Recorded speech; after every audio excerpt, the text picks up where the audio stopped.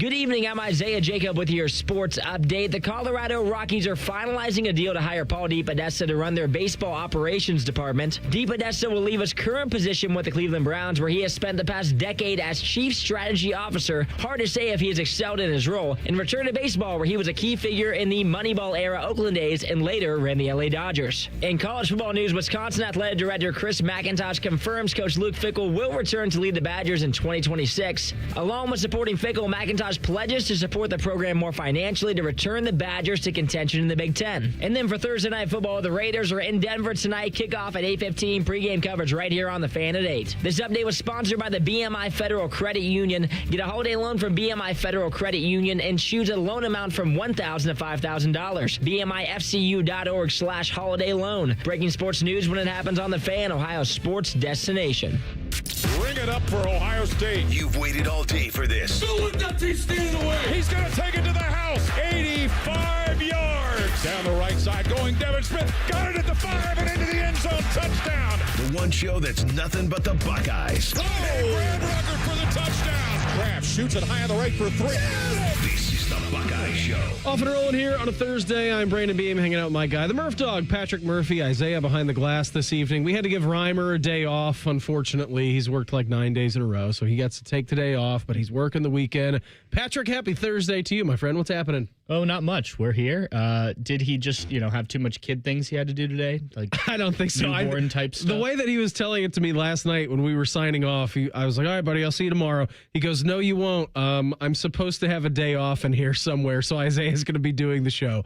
I'm like, all right, well, that's good. We all like Isaiah here. It works for me. Yeah, that's right. You come in. I know that you're taking a trip next week, so it'll be good to get going here. What have you been up to this week, Pat? Covering the Buckeyes. Tuesday presser, little action over at the Woody last night. Thursday, we had the Ryan Day show. You guys are getting ready to go to the lovely West Lafayette coming up here tomorrow as the Buckeyes take on Purdue on Saturday. Yeah, it's going to be a weird next 3 weeks because these games obviously matter. They need to win them. But, from my perspective, from your perspective, we could talk Michigan for the next 3 weeks and no one would probably care because not to take anything away from these opponents that the Buckeyes are playing, but I think we all know they're going to be big favorites. And, Ryan Day wasn't asked about Purdue until Wednesday night. And, his biggest quote about Purdue was today on the radio show when he was asking about Barry Odom, I guess, and he talked about their relationship. That's Purdue. Yeah, but usually going into a week, there's at least some talk about the opponent, and just this is one of those, it's a 2-win team, right? It's one of those. Now, I'm not saying they're overlooking it. They play all right. Yeah, they played Michigan pretty well last week. Yes, frankly. they did. So, yeah, it's just, and you get these games throughout the season. This isn't anything new. It's just interesting that we've got 3 straight weeks leading into the Michigan game where the opponent probably won't be talked about as much. I think maybe Rutgers and UCLA a little bit more with UCLA's uptick in the middle of the season, and then Rutgers obviously with Greg Schiano. And I also think those are home games too, and it's just a weird. Purdue is always a weird place, and if you're not going to the game, it's a 1:00 kickoff time, which is so strange that it's a 1:00 kickoff time and not noon. I don't know what's going on Big Ten Network where they had to delay them an hour, but it was enough to get that game to 1:00. So it's weird. It's on the road. UCLA, Rutgers, those are home games. And then at the end of the month, of course, it's the biggest game of the year, given what we've seen for the last 4 years. But yeah, I understand what you're saying. It kind of has no vibe. But I think that goes along with kind of what Purdue is and what West Lafayette is. Now, I'm sure inside that building, that's obviously not the case. It's not like we're going to go ahead and roll our helmets out and we're just going to sleepwalk through this week. I think Ryan Day's messaging has been pretty clear all season long. We need to prepare for these games, and we're not taking anybody lightly. Nameless, faceless opponents. It's all about us. Doesn't matter where we go on the road. I saw him on Pat McAfee yesterday or today saying, winning is fun. The butt kicking is fun. Losing is terrible. That's not what he said. No, it's not. You're censoring yourself. I was censoring myself. Yes, he didn't say that exactly, but Naughty he said Ryan something Day's else. Words. But yeah, I'm sure again, that's not the attitude that they have in that building at all. But I think generally for the fan base, it may be the least vibey game of the season. 1:00 start in Purdue.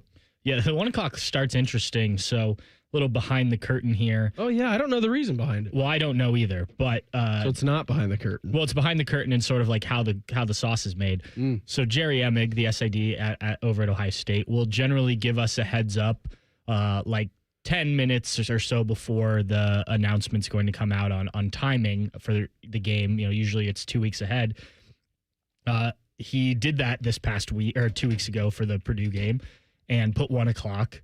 And did you all text him back and say, did you make a mistake? that is pretty much, yeah, that's pretty much what happened. Did you forget the 2? He's got multiple different group chats for some reason. And like, I know there was one in the group chat I'm in where someone asked, like, just to make sure you're right or that this is correct. You meant 1 p.m.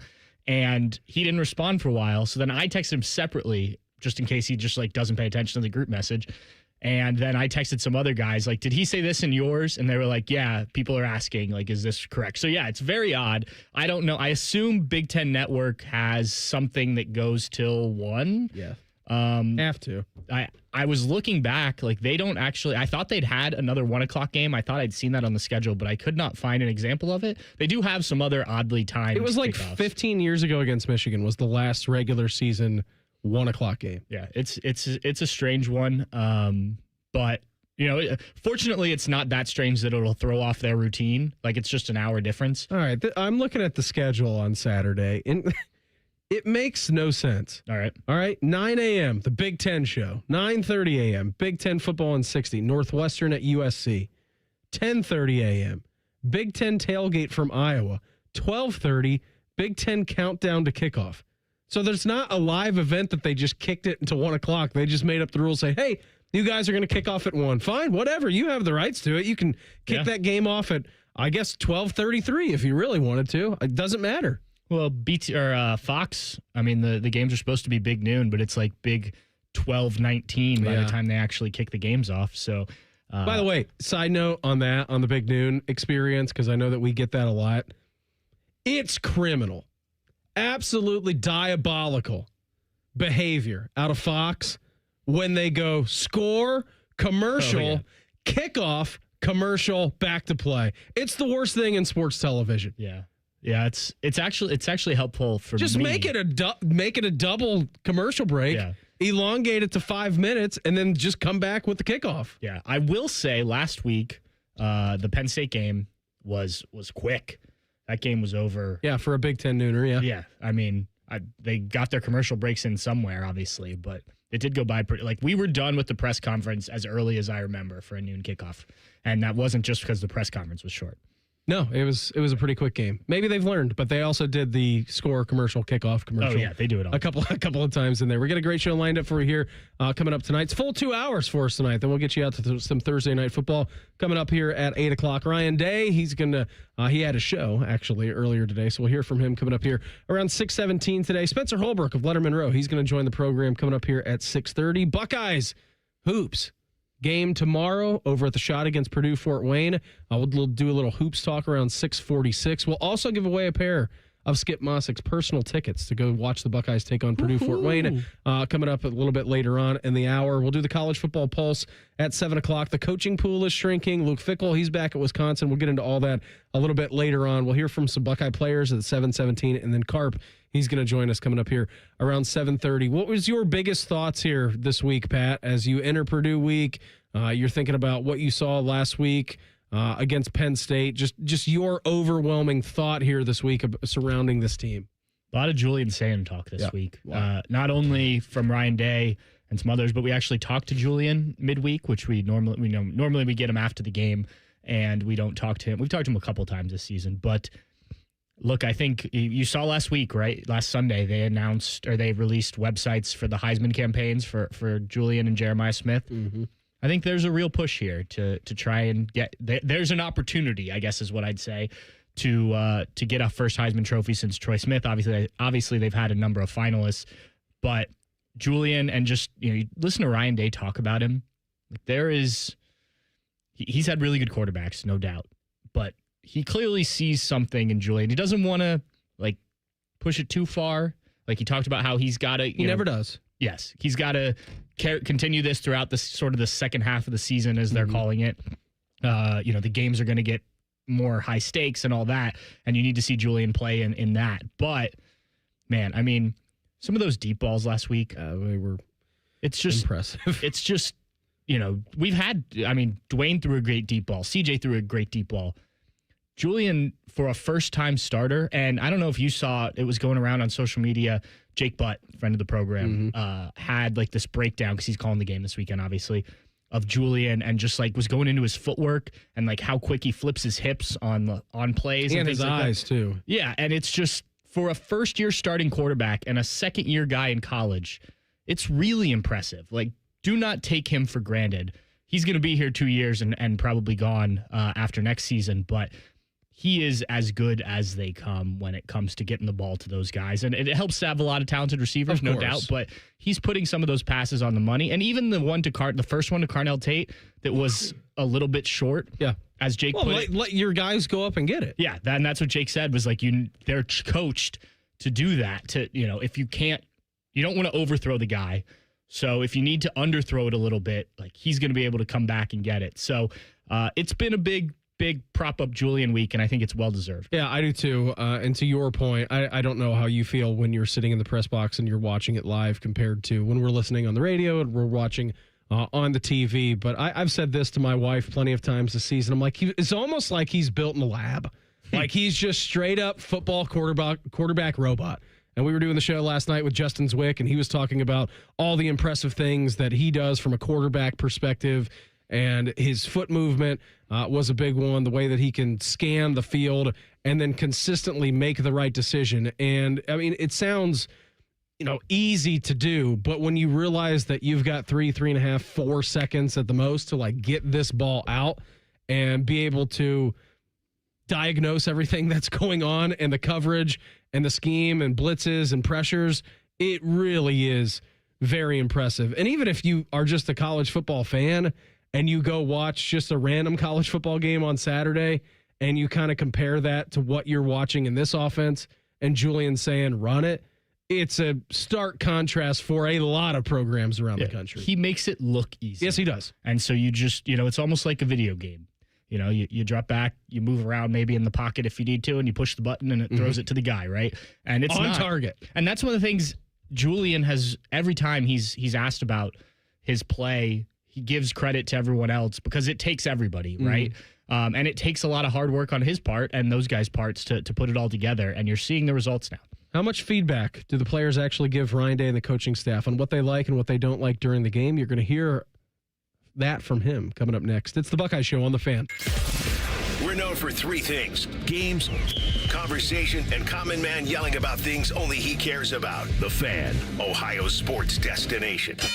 Hello, it's John Kozik, founder and president of TurboTrack Realty, and I buy real estate as is, fast for cash. Give us a call today for an all-cash offer at 614-470-2000, 614-470-2000. I buy vacant properties, inherited homes, divorce situations, death in the family. I even buy my tenants won't pay me the rent houses. Give us a call today for an all-cash offer at 614-470-2000, 614-470-2000.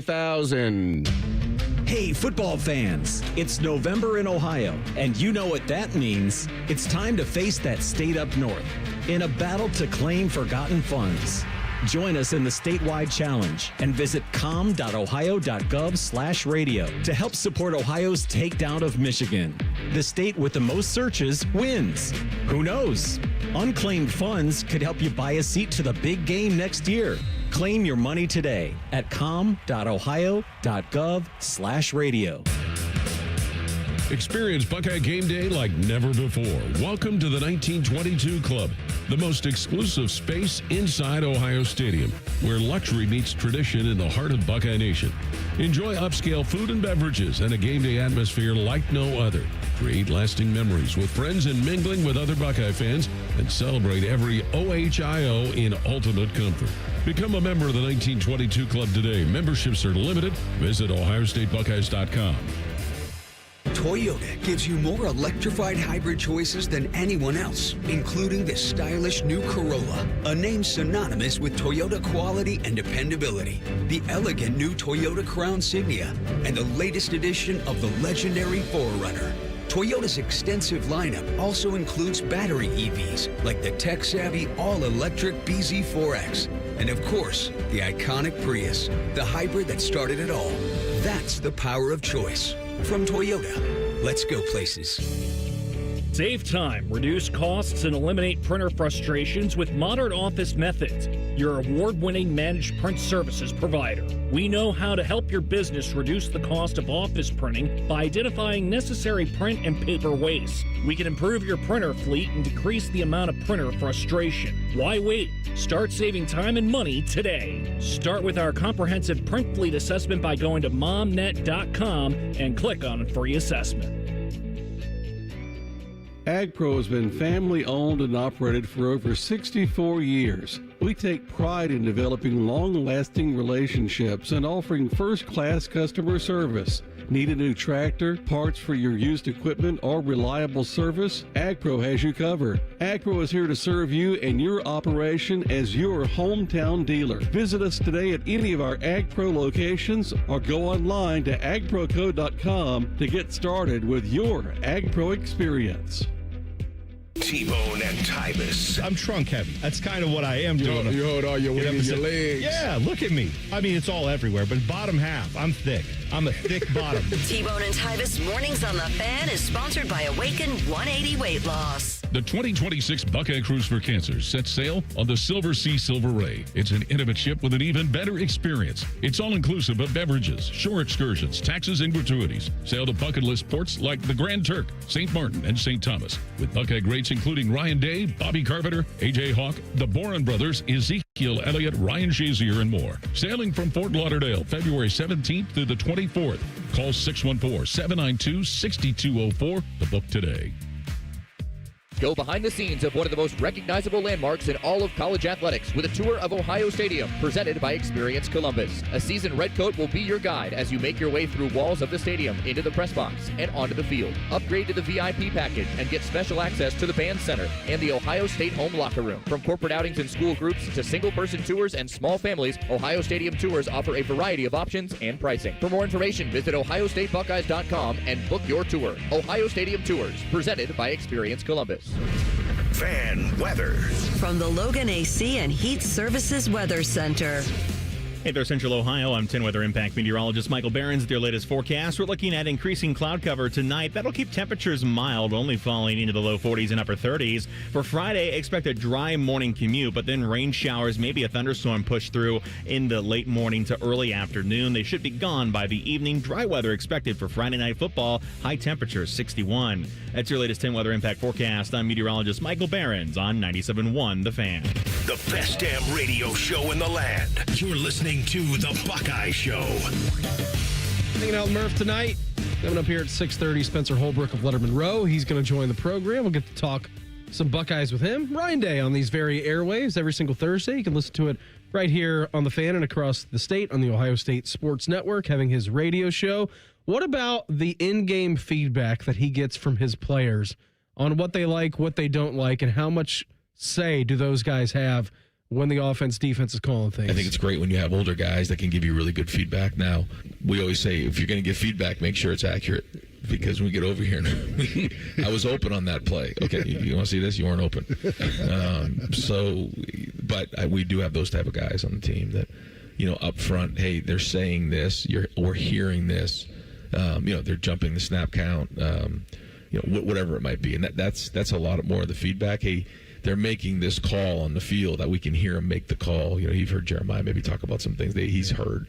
The guys up front, same thing. So that's kind of more the way what it is now because we have these iPads. But when those guys can take ownership and know what we're doing, then so we always say there's really 3 levels of understanding. One is you have to know what you're doing. If you don't know what you're doing, you can't play. Then the second level is I got to know how I'm doing it. That's my technique and that's my fundamentals and the calls and everything. And the last one is like, why are we doing it?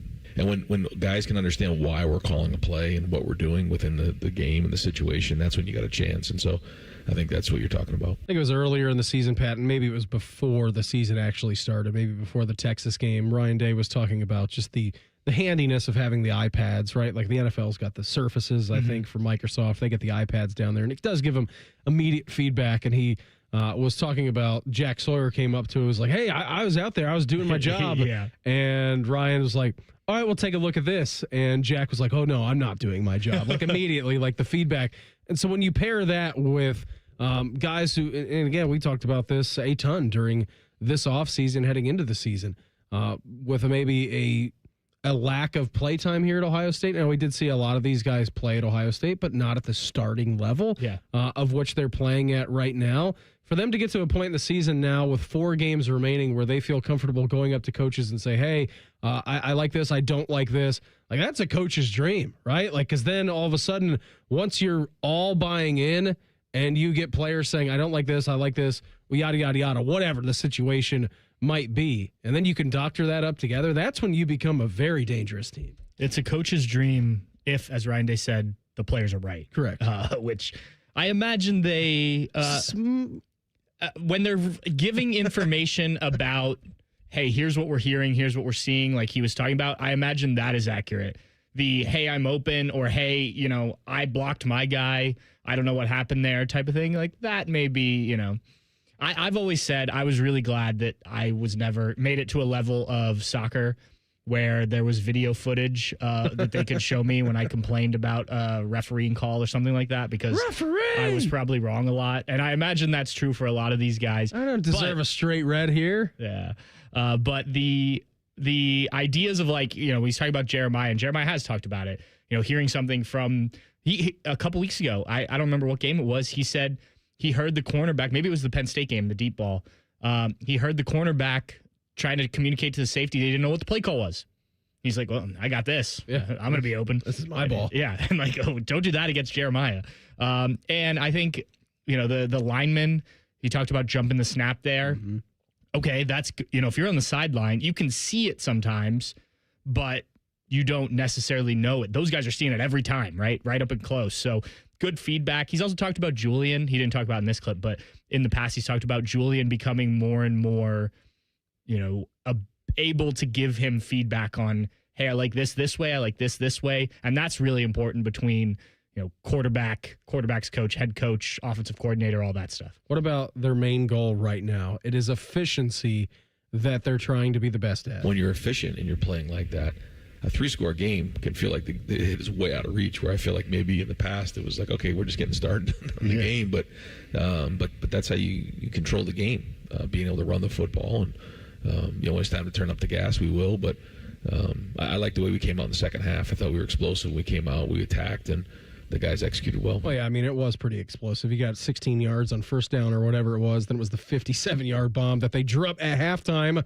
to Carnell Tate, and then you moved on from there, and everything was pretty good. We said this last night, Pat. Can you take a stab? Because it's very apparent, even going back to last year, like Ohio State's offense is slowing down to a point where they're saving the defense snaps, right? Like, and I think when this team goes up tempo, like, they're really scary. Like, they are frightening, and they haven't kicked it up to that notch because most of these games so far this season have not even been to a point where you need to go up tempo or you're not trailing or you don't really need to press the issue. Now, last Saturday against Penn State, you're trying to do a 2-minute drill when you're up, what was it at that time? You were up 10. You were trying to get up 21 at that point, or 17. Math, not my strong suit. It's all right. You know, like, that was obviously an issue because you feel like that was the first time maybe you could see a 2-minute drill out of Julian Saint in a game that really matters when it is close at this point. But I did see this, and I brought this up last night. Ohio State defensively has run 183 less plays than Tennessee has this season. Penn State ran 60 snaps in the game on Saturday offensively. Like, they are saving multiple games on their defense, like the legs that they need for the end of the season, with doing what they're doing on offense. Slow, pragmatic, efficient. And if you continue to roll the way that they are right now, the way that we expect them to through this game against Purdue, UCLA back in the horseshoe, Rutgers, and then God knows what's going to happen the last weekend in November when you go up to Ann Arbor in the Big House to play Michigan. I think it's very much their identity now. And then we saw it last year when you got into the playoffs. Boom. Like, they were shot out of a cannon. Right. And I think Saturday showed you what they're capable of. Like, granted, you need the right defense to take those shots, right? But even the one to Jeremiah, he was, you know, there was safety help. and Julian just put it where Jeremiah could catch it, and it's a 50 yard gain. First drive of the game, they decided to single cover him, and that was bad. Yeah, right. Bad idea. But I think what that game shows, and some other, you bring in what you've seen from other games, is like, okay, fine, you're going to defend us with a deep shell. We can dink and dunk. They did it at Washington all the game. Okay, you want to play us man-to-man? We'll take shots, and we'll make them. We're going to hit those. Okay, we need to go quick. Boom, we can do that too. Like most offenses, try to cover the boundaries, cover the sidelines. Yeah. We've got tight ends who can catch everything across the middle of the field. And say what you will about this run game, like we've seen it hit, and it's not like they're the worst rushing team in the country. I think they're just kind of middle of the pack. So if most offenses, I think, can do one or two things well, this offense can do quite a few things well in the pretty much everything well in the pass game, and then the run game I think is good enough. And if they really wanted to commit to it and like wear teams down, because that's how you really get the run game going, right? And matchup games, I think they could do that too. You spoke about the run game. Is it easier to run from under center or in shotgun? Here was Ryan Day. I think if it was easier, more effective to do anything, we would do it all the time. I think there's pluses and minuses to everything, as you know. To give something, you got to get something. Everything's cyclical. So, the under center was really, how everybody played the game back at a certain time. And then, the shotgun came into play. And really what the shotgun allowed you to do originally was just get away from the line of scrimmage faster to get the ball out. Then the idea of the ride inside, where you were reading somebody and sort of running option football from the shotgun, was kind of the next phase of it. And then, as always, defenses evolve, and so they see the back offset and they make their checks based off of that. They can blitz away, they can blitz two, they can line the line up a certain way. When you line them up in the pistol, it kind of gave you a little bit of both. But there's nothing like lining up in a center and running a downhill run play. Just there's something to it. There's a momentum to the back. Once you turn your back to the defense, they're all running towards the ball. So again, it's this back and forth. But there's pluses and minuses to both, and that's why we do both. I know we don't have a camera set up over at the Woody when we're doing a show, the Ryan Day Show every week. I can tell you one thing for a fact, that when Ryan Day was talking about running it downhill, down someone's throat, just straight up under center, Jim Lachey had the biggest smile in that room. I know that. I know Jim Lachey. Everyone knows Jim. You get to listen to him every week. It's terrific. Again, we're super blessed that we get to listen to Paul Keels and Jim Lachey here on our airwaves. There is no man, maybe in the world, that likes to run downhill down someone's throat more than Jim Lachey. So I know that he was happy to hear that. Oh, yeah. And I think that is an interesting breakdown of the differences. Like, you see it, and that makes sense, right? Okay, the shotgun, you're further back from the quarterback. Like, it lets you see things, stuff like that. But to hear someone who knows it and has been a part of it kind of explain it. They just went through football evolution right there in 1 minute. Right. Yeah, exactly. At least with the quarterback, right? So it is interesting. And again, going back to their diversity or versatility on offense, like they go under center, something we didn't see under Urban Meyer, right? They go out of the pistol, and they've stopped running every time they go out of the pistol, which is a nice change because teams were clearly picking up on that. Because T formation. We were picking up on that in the press boxes, like, oh, look, pistol, run play. Mm-hmm. Now they've done some other things out of it, which we assumed they had. But just the ability to do all of those things.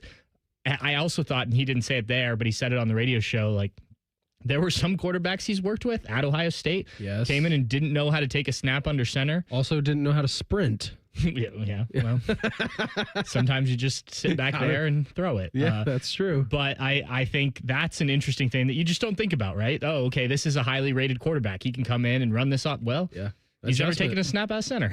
Yeah, or he's never gotten in a huddle, right? That too. He's never gotten headset communications before because right. That doesn't exist in high school. But yeah, there's all different kinds of things to learn about. So it's always great to hear from Ryan Day. Of course, every Thursday at noon, you can listen to the Ryan Day Show. Always a nice little insight into what's going on in his mind during the week. Spencer Holbrook of Letterman Row, he's going to join us. We'll talk about the Buckeyes sprint to the finish in the final month of the season with him coming up in 2 minutes. It's the Buckeye Show on The Fan. We've all got our daydreams, right? Little things, big things, things you know one day you'll do. Then, out of nowhere, cancer. And all your plans don't change a bit. I would know. I'm about to jump out of an airplane with my dad. Our first time skydiving solo. And my second year since starting cancer treatment at Ohio Health. All right, Dad, let's go. You keep making plans. Visit ohiohealth.com/keepmakingplans. Delaware County Veterans Services, here for those who served. Located on the ground floor of the historic courthouse in downtown Delaware, our team of veteran county veteran service officers is ready to help you access VA benefits, emergency financial assistance, dental and medical grants, transportation, and more. Need a ride to a VA appointment? Facing a financial emergency? Are you or your spouse simply looking for answers? Then give Delaware County Veterans Services a call. 740-833-2010 to schedule an appointment. Delaware County Veterans Services. It's game day at Raising Cane's. If you want to order like a Buckeye, it's the action off the field you need to focus on. The only play you're running is chicken. So what combo are you picking? Make it a perfect season. We've got tailgates of hand-battered, cooked-to-order chicken fingers and cane sauce. And jugs of freshly made tea and lemonade. All available to order online or on our app. This season is about to be unbeatable. Raising Cane's Chicken Fingers. One love. Proud sponsor of Ohio State Athletics. Attention Columbus. Town Properties just clinched the title of the largest residential property manager in Columbus, thanks to the Columbus Business Journal. With pride, we oversee 25,000 plus households in the Columbus metro area, ensuring fantastic places to call home. Whether you're on the hunt for an exceptional living space, a top-notch association management company, or a property manager for your multifamily portfolio, visit our website at town-properties.com and let us elevate your living experience. Town Properties, always managing great places to live. The Buckeye Show is sponsored by CareSource, proud to be your home for Ohio State Athletics. The Fan, Ohio sports destination. If you still have a weird rash from jumping in Mirror Lake, we can be friends. This is the Buckeye Show. Hanging out until 8 o'clock tonight, and we'll get you some NFL action 1 hour away from right now. Carp, he's going to join us on the program. We'll talk some Buckeyes for him. As now, though, we head out to the Bryant Heating and Cooling Systems Fan Guest Hotline, check with our good friend of Len Monroe. He is Spencer Holbrook. Spencer, before we get into some Buckeye talk and the much-anticipated trip to West Lafayette this weekend to take on the Purdue Boilermakers, how was the Battle of the Bricks for some Tuesday night action for you? I know that you were taking it in person down there in Athens. It was absolutely electric. It looks like it. It was so fun. 22,000 of my best friends and I got to watch the Ohio Bobcats steal one from the Miami Redhawks. Obviously, the kick return was a thing of beauty. It came right toward the end zone that we were in, and then so did the game-winning touchdown. It's always sweet to beat those preppy fellows from Miami. It's even better when you do it in the final 2 minutes and you're probably not the better team on that night, but you still pull it out anyway. So it was a great night. You sound a little raspy, Spence. It sounds like you gave your all to your alma mater on Tuesday. I certainly did, and let me tell you something else. Letterman Rose Mick Walker learned that Athens happens because that guy lost his voice in the fun of it. And if you listen to Bold Predictions on Letterman Road tomorrow on the YouTube channel, he still has not fully recovered from that either. Well, thanks for the invite on that. Beam and I would have loved to come down with you, but maybe next year. But I don't know if you guys can handle Athens, to be honest. I can't. I'll tell you for a fact, I can't. I've handled Athens a time or two. Anyway, back to the Buckeyes. Spencer, we're entering this stretch we were just talking about before the Buckeyes head to Michigan. They've done so well taking care of business each week. As Beam said earlier, the nameless, faceless opponents. What do you expect out of these next 3 weeks? What do you want to see from the Buckeyes to let you know that they're ready to go when they have to travel up to Ann Arbor? Yeah, the issues are so few and far between, but they're also very obvious. I think Ohio State needs to get some momentum in the run game. I don't know if we're ever going to see the J.K. Dobbins 2019 ground attack or some of these other rushing performances that we've come to know from this program and even Ryan Day teams. But I just think that they need to gather some momentum in the run game.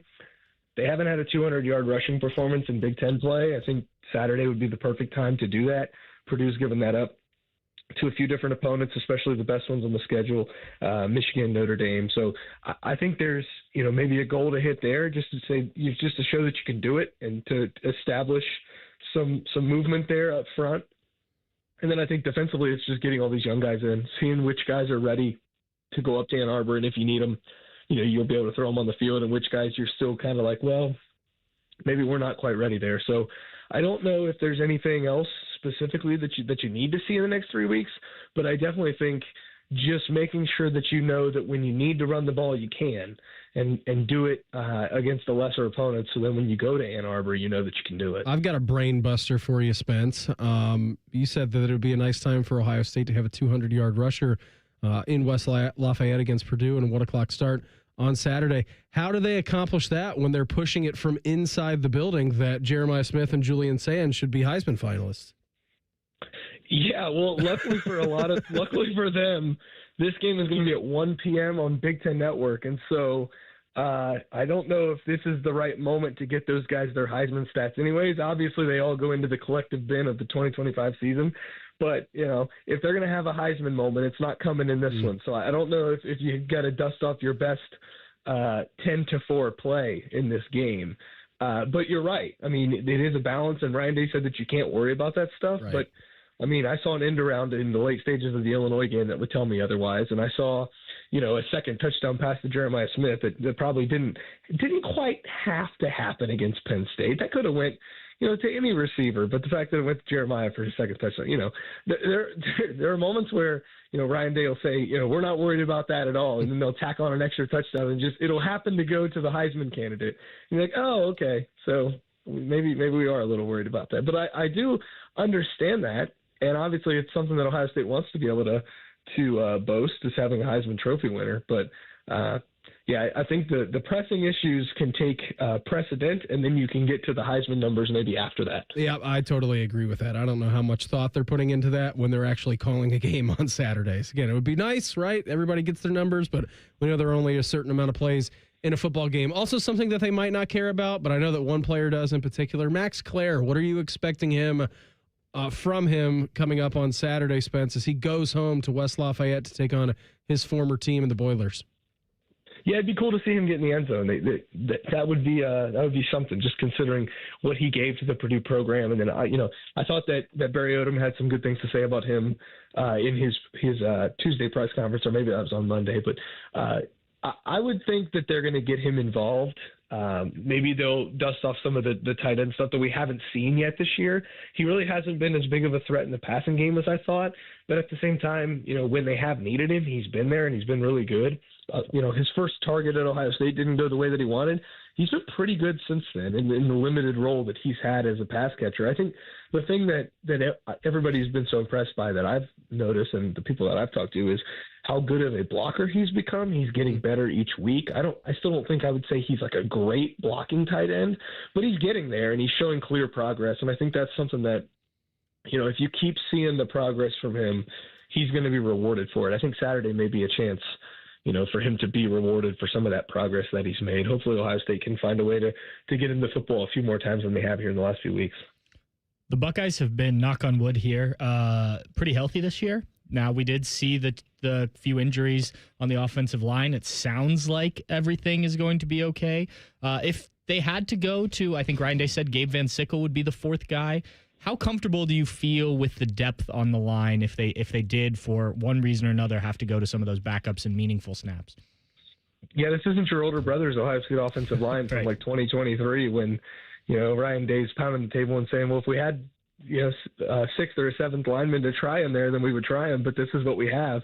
That's a far cry from what this group is. I love the depth on this offensive line. I think the second unit's done pretty well when they've been in there. They've run the ball well. If you look at the non-conference action, and obviously that was against Grambling and then an unnamed MAC opponent, they ran it really well with the second group and didn't really have any resistance. So that gives you some level of confidence that those guys can do it. I like Gabe Van Sickle. I liked him as a prospect. The fact that they got him in the class late, I always thought that was kind of an underrated storyline of that recruiting class, and maybe you'll see that pay off next year when he has a chance to potentially earn a starting spot. So I think I would feel pretty comfortable with that, so long as it was this week and against UCLA and maybe Rutgers. But I'm not sure. I do think they're going to need to be at full strength up front on the offensive line when they go to Michigan. But, there's 3 weeks for that. So this is probably the best one to miss if one of those guys has to miss. And I don't necessarily expect them to miss any action, the starters. But then again, if there were ever a game, easy for me to say, to hold a guy, I think this could be one of them. Spencer, to you at this juncture of the season, 2/3 of the way through the regular season, 8 games down, 4 left to go in regular season play. Straight up to you, what's been more impressive, offense or defense? I still think it would have to be the defense. Okay. You always think that Ryan Day is going to figure the offense out. This isn't a knock on the 2023 offense, but they went 11-1 with that offense, and the offensive line wasn't great. The running game had its share of struggles, and they didn't really have a healthy running back for the entire season. Kyle McCord was good. I think he's better than people probably think he was. He was fine. But then, he was fine for what you needed until he wasn't. You always think that Ryan Day is going to figure out offense. Defense, he was really good with 2 defensive coordinator hires. The other defensive coordinator hire was poor. You had Jeff Hafley. That was a great hire. They were really good in 19. Kerry Combs, that staff didn't work out. Jim Knowles, that obviously worked out with a national championship. And so, he went 2 for 3 on defensive coordinator hires. Okay, what's Matt Patricia going to be? We don't know. The consensus on him heading into the year was, well, he doesn't, from people around the NFL and former players who played for him were largely negative, and the national media reaction was insanely negative, and they didn't even give him a chance. And it's been such a revelation with him that now he's, going to be a finalist, I believe, for the Broyles Award. So, it's just kind of crazy that the turn of events that's happened, the way that the young guys have stepped up, the maturity that this defense has shown when it's really still a really young unit. If you look around at the entire collection of 11, even down to 14, 15, they're a really young defense, and they just seem to keep getting better.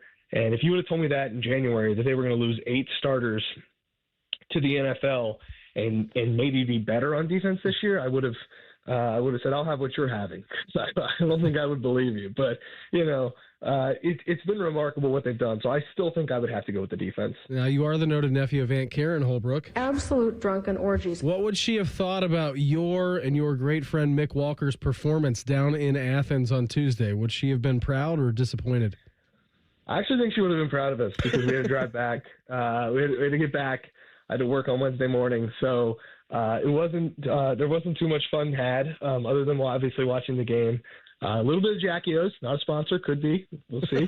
A little bit of Jackie O's, a lot of fun going down to Athens. The next time I will probably attempt to use the Fairfield Inn down there in Athens that I've used a few different times, and maybe have a little bit more fun in a post-game celebration of beating Miami in the Battle of the Bricks and keeping that rivalry where it needs to be. But yeah, I don't think she would have been too unhappy with us, but I can't make any promises to her for the next time because I think I'll have to make up for the lost time in Athens that I didn't get on Tuesday. Maybe you're in for just a treat on Saturday in West Lafayette. Maybe your unbelievable week continues. Buddy, always appreciate the time. Thanks for popping on with us. Have a fantastic rest of the evening. Enjoy the game on Saturday, and we'll check in again down the road, all right? Thanks, guys. Always appreciate it. There you go. Spencer Holbrook of Letterman Row with us here on the Bryant Heating and Cooling Systems Fan Guest Hotline. What were our big takeaways from the Hoops team opening night on Monday? And what are we looking forward to with Purdue Fort Wayne in town tomorrow? That's coming up next. It's the Buckeye Show on The Fan. If you miss a live show, you can catch the podcast. If you miss the podcast, our hosts have volunteered to have dinner with you. The meatloaf! The Fan. Hey there, you've got a ton of equity in your home. You're sitting on a gold mine. You could do so much with all that cash, like travel, invest it, or pay off debt. But you can't touch it unless you sell your home. But you really don't want to move. And besides, homes are sitting on the market a long time these days. You're trapped, right? Not with TrueHold. With TrueHold, you can cash out your equity in as little as 30 days. But listen, you don't have to move. You can stay in the home you love as a renter. That's TrueHold's Sell and Stay program. Cash out your entire home's value and stay put. TrueHold even covers property taxes, property insurance, and essential repairs. Imagine using that equity to travel, invest, or pay off debt. And you can stay in your home. It's brilliant, especially in this slow market. Get your all-cash offer now. Call 1-855-300-9993. Again, that's 1-855-300-9993. Or visit TrueHold.com. The smarter, faster way to cash out on your home's value without moving. That's TrueHold.com. Does your vehicle need maintenance, but you don't have time? Krieger Ford's got you covered. Enjoy our convenient pickup and delivery service, or we come to you with our mobile service van. It's fast, easy, and hassle-free. Schedule your appointment today only at KriegerFord.com. James Laurinaitis here from my guys at Green & Sons, the premier Kubota dealership in Central Ohio. Green & Sons has all the Kubotas you need to tackle your land and come out a winner. They have zero-turn, skid steers, tractors from 18 to 171 horsepower, and also utility vehicles. My favorite is my RTV Sidekick. The best thing about Green & Sons is they've been family-owned and operated since 1970, and you will love dealing with the Green family and their winning team. Do what I did and check out Green & Sons located in Mount Sterling and Marysville, or online at greenandsons.com for all your Kubota needs. Looking to get your roof or siding replaced this fall? Call the company that delivers an excellent customer experience every time. Newman Roofing. Don't wait. Call Newman Roofing today at 614-NEW-ROOF or visit online at newmanroofing.com. Hey Buckeyes, I'm John Chabot with Surest, a digital-first health plan designed to make healthcare simple and affordable right here in Ohio. At Surest, we believe healthy small businesses are vital to our economy. That's why we're ready to give your small business a VIP opportunity through our small business sweepstakes. Winners will be recognized on the sideline at an Ohio State home football game. To enter, visit ohiostatebuckeyes.com/Surest. That's SUREST. Surest, proud sponsor of Ohio State Athletics. They're trained. They're prepared. Let's do it. They're Ohio's undefeated plumbing, drain, heating, and cooling team. And they're here to tackle your problems. For plumbing, drain, heating, and cooling, there's only one team. The Waterworks. Better care, better value, better results. Call the Waterworks at 614-232-2222 or visit them online at thewaterworks.com. A proud sponsor of Ohio State Athletics. You get up early on snow days because snowed in is not an option. The Kubota Snow lineup of compact tractors, RTVs, and versatile attachments are built to thrive in the winter. Right now, bring home select Kubota equipment with 0% financing available or save up to $6,000. Now through December 31st, see us or go to KubotaUSA.com for full disclaimer. Find your local Kubota dealer at BuckeyeKubotaDealers.com. Come on over to Heartland and join our family. Now, getting ahead in this world is not as complicated as it might seem. Having the early guidance and counsel of your community banker, one who knows you and your family's story, can make a great deal of difference. Relationships matter. Bank on community banking. I'm Scott McComb. Coming over to Heartland, where banking really feels good. Where banking feels good. Member FDIC, Equal Housing Lender. In the old days when people lived to be 40, you only had one option for listening to your favorite show. But now, ooh, baby, radio, podcast, the Fan app, and YouTube, ooh, just to name a few, live or on demand. You have no excuses. The Fan. It's almost Football Friday. All play and no work. Sponsored by Tansky Sawmill Toyota. Your home for football, The Fan. Ryan Day's favorite radio show. Probably. Maybe. You're listening to The Buckeye Show. You can always listen to the show via podcast if you want to, wherever you get your podcast from. You can always watch as well on YouTube. Just type in 97.1 The Fan. And there you go. We're just going to be live. You can watch any show. Thanks for everybody for hopping in the YouTube chat tonight. Pat's waving at you. You're getting extra bonus digital content if you go and watch the show. I love bonus content. Who doesn't? Yeah. Who doesn't? Patrick, why don't you fire a number at us? 8. All right. Caller number 8 right now. 614-821-9710. That's the phone number. You get into Isaiah, and you're going to be walking away with Skip Mossick's personal pair of tickets to go watch Ohio State basketball tomorrow against Purdue, Fort Wayne. 6:30 start time over at the Shot tomorrow. Again, caller number 8 right now, 614-821-9710. That's the phone number. I'm glad you didn't pick 6 because last week you got some flack for picking I did. that number. I want you to know whenever you ask me that, I pick based on professional athlete jersey numbers. So who was number 8? Wayne Rooney? Kobe Bryant was what came to mind there. Last week, Darlington Nagbe, who did not play his last game for the Crew last weekend. As I think you saw, though. I did. I saw it in person. You did. I mean, I guess you did. You didn't sit with me, despite the fact that I got you the tickets. But you know. All right. First of all, let's cover this. All right. So we all left the parking lot together. We left the tailgate together. Yeah. All right. We walked in the stadium. our great friend Mike Bennett, my wife Meredith, they wanted to get something to eat. I wanted to get a beer, all right? Mike was in line. Meredith went to get something. I said, Mike, just get me a beer. I don't know where Mayor went. I'm not going to get in line with you, even though I was with him the whole time, all right? And then he said, we're sitting in section 130. And by sitting, I mean standing, because we were in the Nordeck. And I looked up when we got up to 130. And if you're watching on YouTube, you can look at me the way that I was actually doing it. I'm like, I don't know where these guys are at. Have no clue where they are. I didn't look down. I looked up. I'm figuring that you were down. We were a few rows down. Okay, we were up. So we went up, and we had a beautiful little section, not to ourselves, because it was very busy for Hell is Real Leg 2 on Sunday. We'll see what happens coming up at 6 o'clock on Saturday down in Cincinnati for the final elimination leg in that one. But we were right, towards the aisle, and I didn't want to give him up, so we didn't even look for you. All right. Well, I would be more upset about this if I didn't do a show with you twice a week and see you as much as I do. Yeah. But it was came good. to the tailgate, which was hilarious too, by the way. So as everyone knows, I'm a Bears fan, Chicago Bears fan. So Mike gets to our house. We had a parking pass, so Mike drove over to our house. We got there. We were going to drive down. Everybody's going to carpool together. All right. Again, it's the three of us going down to the game, having a great Sunday evening. Got a babysitter for the night. We were scot-free. And so I turned my TV off for the Bears-Bengals game when Tremaine Edmonds had a pick six. All right? I'm like, all right, game's over. Sweet. What does that make the score? This is awesome. They were up 20 points at that time. I don't know. I don't remember. But I felt good enough that the game was over. There was 6 minutes left to go, and they were up 3 scores. I'm like, all right, game over. This is cool. This is great. We get down to the tailgate, and I find you, and I find your lovely bride-to-be, Sarah, Caitlin, everybody with GCG bag, and we're all hanging out, having a good time. And you look at me and you said, wow, that was a crazy victory. And I'm like, what are you talking about, man? Because when I left, they were up 20 points.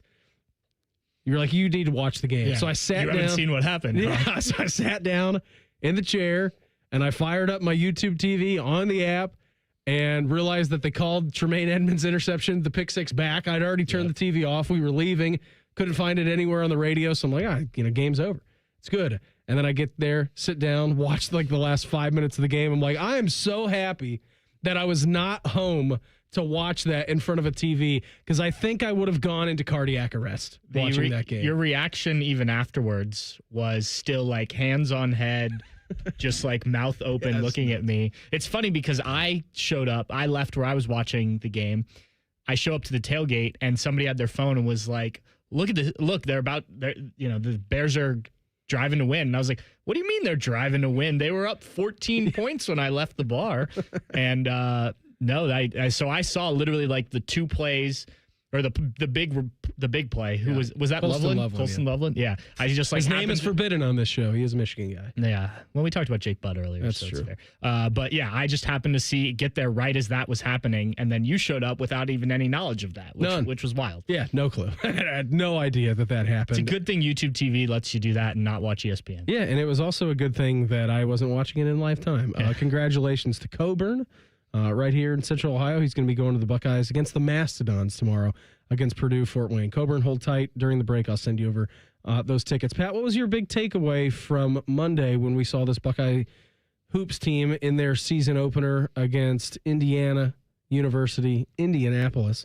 Purdue, Fort Wayne tomorrow coming into town, the split off of the IUPUI. Yeah. What were your takeaways? I know that a lot of people made a lot of stink about 102 points being scored. It's going to be the only time that you see this kind of an offense all year long. Again, there are things that you need to work on. Of course, it's game number 1. I'm just not trying to overreact to anything after that, because it is such a different brand of basketball, again, that they're going to see all season. Right. I think if you didn't watch the game, because if you weren't there, you had to have BTN Plus to watch it, the way they played was they're going to press you as soon as you get the ball. They're pressing, out of bounds, whatever. Then they're going to run and gun. They're running fast. They made a line change, I think 2 minutes into the game. They were just rotating guys in. And they like to foul a lot. They did. Yes, and they did. Yeah, they really did. And this coach, like Kurt Signetti coming to Indiana, came in and brought a lot of his guys with him. So this isn't a new team with a new coach. So, yeah, I mean, it was a little alarming, I will say, that they gave up as many points as they did. And I think agreed. The defense is certainly something to keep an eye on here going forward. But I did like Ohio State's pace of play. It's what we heard. I did like the big men passing interchanges that we saw. We haven't seen that in quite some time at Ohio State. I think, at least early they were shooting the ball well. And, it looked like they were going to set the Ohio State all-time scoring record. They were only a few points behind. 4 points, yeah. So I think there were positives. I think especially these early games against non-conference opponents, it's tough to tell. Like, it was nice last year when they opened with Texas because it was like, oh, okay. Mm-hmm. Like, that's to use Ryan Day's term, a matchup opponent. Just like this season in football. Yeah, exactly. So I do think the defense is something I'm going to be keeping an eye on. Rebounding as well. Like, Christoph Tilley, he does, I like the passing. I like a lot of stuff that he does. He is not a great rebounder for a 7-footer. So that's going to be something to keep also an eye on. game one. Yes, but I just mean throughout his career, he's not been a good rebounder, or at least as you would expect from a 7-footer, and he's going to be But he can run the floor. I was talking to Brian Walsh after the game for post-game on Monday, and again, Reimer, basketball sicko, like he was over there, and he was like, I don't know how many guys he got in college basketball who are 7 feet tall and able to run the floor, and I even asked Brian Walsh about it because he was at Indiana, and he was there when Trace Jackson Davis was. I'm like, he could run the floor, but he was 6'10". Like, Christoph Tilley still got 2 inches on him and was able to do that. Yeah, so I think that Bruce Thornton just picking up where he left off, first 4-time captain in Ohio State basketball Big history. Congrats to him. Yeah, absolutely. I think all of the new guys showed some of what they can do. Mm-hmm. Evaluation to be had later, but I think it was positive, mostly positive from what they saw or from what we saw.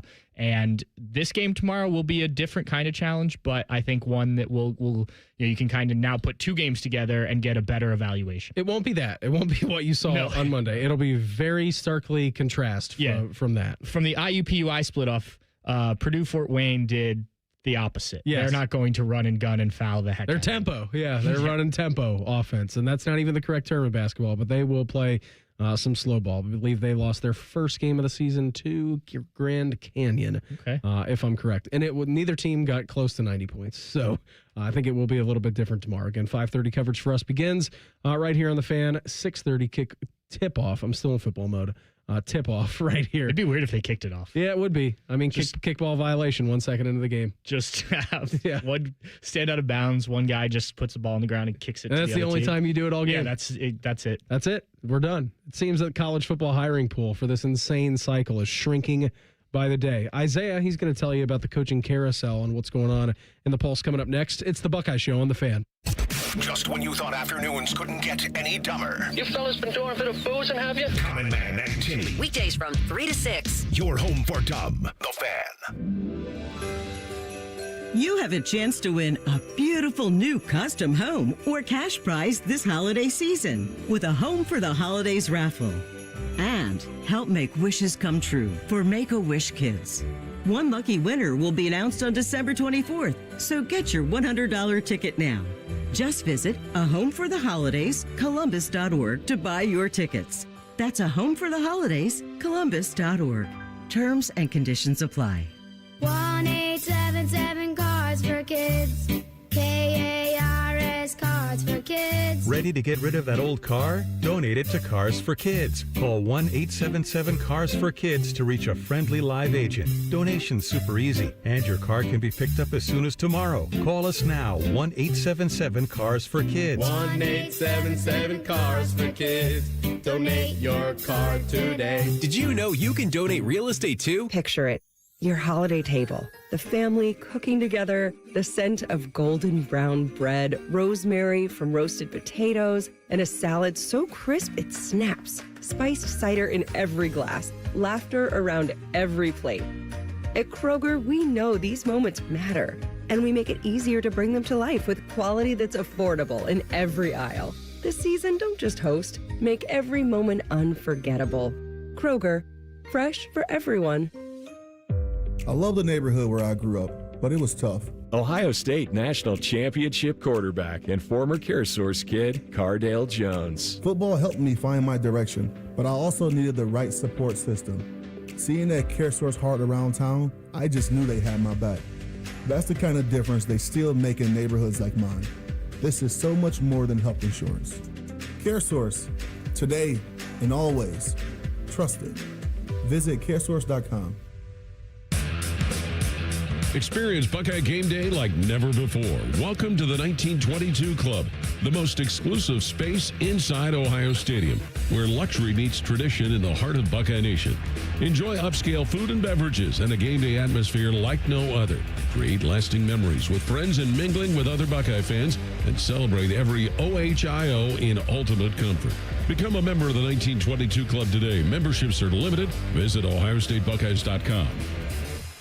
Buckeye fans, this is for you. Level up with the brand new AAA Buckeyes MVP membership. You'll receive all the benefits of AAA, such as 24/7 roadside assistance, plus chances to win tickets to Ohio State sporting events, access to exclusive MVP experiences, along with 10% off select gear at the Ohio State team shop. Already a AAA member? Add the Buckeyes MVP membership for free. Head to AAA.com/Buckeyes to upgrade or join the squad and put your fandom in drive. Broadcasting from the Lindsay Honda Studios. Honda makes the cars. Lindsay makes the difference. Visit lindsayhonda.com. WBNS-FM, HD1 Columbus, The Fan. Good evening, I'm Isaiah Jacob with your sports update. The Colorado Rockies are finalizing a deal to hire Paul DePodesta to run their baseball operations department. DePodesta will leave his current position with the Cleveland Browns, where he has spent the past decade as chief strategy officer, accomplishments few, and return to baseball, where he was a key figure in the Moneyball era Oakland A's and later in the Los Angeles Dodgers. In college football news, Wisconsin Athletic Director Chris McIntosh confirms Coach Luke Fickell will return to lead the Badgers in 2026. Along with supporting Fickell, McIntosh pledges to support the program more financially to return the Badgers to contention in the Big Ten. And then for Thursday Night Football, the Raiders are in Denver tonight. Kickoff at 8:15. Pregame coverage right here on The Fan at 8. This update was sponsored by the BMI Federal Credit Union. Get a holiday loan from BMI Federal Credit Union and choose a loan amount from $1,000 to $5,000. BMIFCU.org/holiday loan. Breaking sports news when it happens on The Fan, Ohio sports destination. 4 out of 5 dentists recommend this show. The other dentist is a Michigan fan. Yuck. You're listening to The Buckeye Show. Hour number 2 for us here on a Thursday. Hanging out. Hopefully everybody's having a good evening. Isaiah, I think I could hear the smile in your voice when you said in the update that Paul DePodesta was leaving the Cleveland Browns. Your thoughts before we get into the college football pulse. You are the resident Browns fan here on this show. In both of the updates I've done so far, I've added in just little tags afterwards. The last one was accomplishments few. and the 6 o'clock hour, I added in hard to say if he excelled in this role. Yeah, I don't know. Maybe he'll be better at doing baseball, which is what he was originally doing before doing football. So we'll see what happens. For many Browns fans, Paul DePodesta has been like a knife on our side because the whole chief strategy officer is a very vague term, and he spent a lot of his time in San Diego away from the Browns while performing this fantastic role. And many people wonder, what has he been doing? Yeah, I think it's kind of like Will Ferrell and Wedding Crashers, right? Like, he's always back there. I just never know. I never know what he's doing. I think DePodesta, the meatloaf. The meatloaf. Come on, cook the meatloaf up. So anyways, happy trails to him, and best of luck in his new venture with the Colorado Rockies. I'm sure it'll go just swimmingly for them. It's time for the College Football Pulse on the Buckeye Show. Sponsored by Awaken 180 Weight Loss. Isaiah, what do you got for us tonight, other than your dislikeness of Paul DePodesta? Well, let's go ahead and check in to see which coaches are actually available after all of these openings have been announced. According to Sun Devil sources, Chris Carpenter, Dillingham unexpectedly entered several position meetings the last week, and there he reportedly told players he would continue to lead the Sun Devils next season. And so outside of Lane Kiffin, Dillingham has been one of the hottest names. But another one that's gotten some traction here in the last couple of weeks is Georgia Tech's Brent Key. Well, he was asked this week how he felt about his name being tossed around for openings. This was his response. It's flattering, but not for me. It's for this program. Outside of the time with my family, every waking second of my life is going towards building this program to get to the point that it is right now. So that in turn we can continue 3 years from now, 5 years from now, 10 years from now. Not when you lose one game, people say, oh, the storybook's over. Nah, it's just beginning. I could go on and on. I could say yes, no, all that crap. Slice me open and see what colors I bleed. One of my favorite quotes of all time. It's pretty good, right? I mean, it's a pretty solid quote. And I think if you're a Yellow Jacket fan of Georgia Tech, like, you're ready to run through a wall. Not that you wouldn't be ready to run through a wall for that guy anyways, but I mean, when you think about it, right, you don't think of Georgia Tech as a destination job, and I think there's an argument to be made that there are a ton of destination jobs and huge jobs that are available in this coaching carousel, and a lot of them came open earlier than what we thought they would. He is correct, though. Like, they're awesome to watch. Like, they are grimy, they're filthy, they're nasty, they will beat you up and down the block. Like, they are a very physical team. I think any team would be lucky to have him as their head coach. That squashes all the rumors about him. And again, that's his alma mater. And then going to Kenny Dillingham out at Arizona State, it's the same thing, right? Like, he had a great year last year, having a pretty decent year this year out there with the Sun Devils. It's so tough to bring these guys and lure them away from where they went to school at when they're already there and having success. And especially now in college football, right? Like, it's already a rebuilding process when you get to somewhere else and when you leave a job. You're either going to have to take your players with you if you were a head coach, a la Curt Cignetti, coming from James Madison to Indiana. You're going to have to bring your players with you when you go to a new destination. And the current guys on the roster are probably going to leave and go somewhere else because they don't want to play for you, and maybe you didn't recruit them or they have bad blood. Whatever it is, whatever their reason, another school is paying them more money. So they're already having success at their alma maters. Why would they choose to go somewhere else where it's inherently going to take 2-3 years to rebuild it when you were already doing it at the place you love? So kudos to both of those guys. I know that they were huge names, still going to be huge names. I'm sure that programs are still calling them around college football, but this coaching pool is shrinking by the day, Patrick. Do you think anyone, if Brent Key actually, do you think Brent Key, if anyone was like, yeah, let's cut him open, he would do it? He'd go into the knife? Yeah, I think he would. Sounds like it. He's a football guy. Yeah, I think there's going to be candidates, right? Maybe they're not the sexiest names that we thought of. There's going to be guys that fill these positions, but you're right, Beam. I mean, even look at Lane Kiffin at Ole Miss. A lot of people have said, is the Florida job better than the Ole Miss job at this point? No. I mean, you could make the argument at the very least. So, I mean, we're in a different time, different era of college football. It's where the same thing with Clark Lee, Pat. Like, look at what he's doing down in Vanderbilt. And what is Clark Lee? Where's he from? He's from Nashville, and he went to Vanderbilt. Yeah. I mean, I would not be surprised if he hangs around. And these programs now have the money to pay their coaches, too, you know? So, yeah, not surprising. It's a different era, and we're going to kind of have to get used to it, you know. I'll be interested way down the line, let's say, when Ryan Day decides to leave Ohio State. And obviously we'll be in probably a different era at that point. But just like, who knows what college football is going to look like at that point. That job's obviously pretty appealing, right? Like, a little bit. The Alabama job was pretty appealing. Like, so there are still those jobs that are like, yeah, I'd probably leave my place. But it's not as many as there used to be. No, I don't think so. And especially when, again, you're having success, right? Like, Luke Fickell went from Cincinnati to Wisconsin, and I know we're going to talk about him here in just a second. Like, that makes sense. That jump makes sense. He had success. It was Cincinnati. Were they even in the Big 12 yet when Luke Fickell took? Yeah, they weren't. They weren't, right? They weren't in the Big 12 when they went to the college football playoffs. And so that you understood. Like, you were going from a non-Power 5 at that point team to a Big 10 program who was very proud at the moment. You know, a lot of these coaching hires, they do make sense. Brian Kelly leaving Notre Dame to go to LSU at that point in time when that happened made sense. He probably squeezed all the juice he could have at Notre Dame. And what was the one thing that we thought was holding him back at Notre Dame was recruiting. Well, it turned out to be that maybe it wasn't recruiting and maybe it was actually game planning and game calling. Now we'll see what happens with his name, and I'm sure he's being linked to other jobs. Same with James Franklin. It's just, you're right, Pat. It is such a new day and age in college football that these jobs that were monster jobs 15, 10, 5 years ago even, if you're already good and your board is going to pay you in a new contract and you get to hang out at your alma mater, why leave? I get to kick my feet up. I'm at a program that I know and love. Yeah. Well, and you'll be loved there. I mean, if you build that program to a national, look at what not that Kurt Cignetti is an alum of Indiana, but like, I mean, he hasn't even won anything. And he's also coaching at James Madison, and going from James Madison to Indiana makes sense, right? Right, and I think that's what some programs are going to have to do with that is find that next Kurt Cignetti, a guy who has experience winning at a program, even if it is a lower level. I mean, look, Ohio State and Jim Tressel, you know? Let's talk about our boy Luke Fickell here for a second. He will be back at Wisconsin next season. The athletic director, Chris McIntosh, announced that today. His return will also include increased investment in the roster and program, along with an ongoing analysis of every facet of the program. Okay. So let me ask you guys this.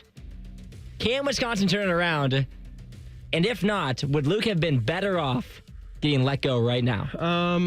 Yeah, I mean, right. It's always going to be hindsight. Hindsight is 2020. If he doesn't turn it around next year, he's obviously going to get fired. Like, he is going to lose that job. And then the problem is with all the jobs that are open right now, and you go through the coaching carousel, and again, like, you can hit on a coach, sure you can, but you can also just as easily, if not easier, miss on a coach. And so hindsight would probably tell you, yeah, it would be better to move on from him earlier.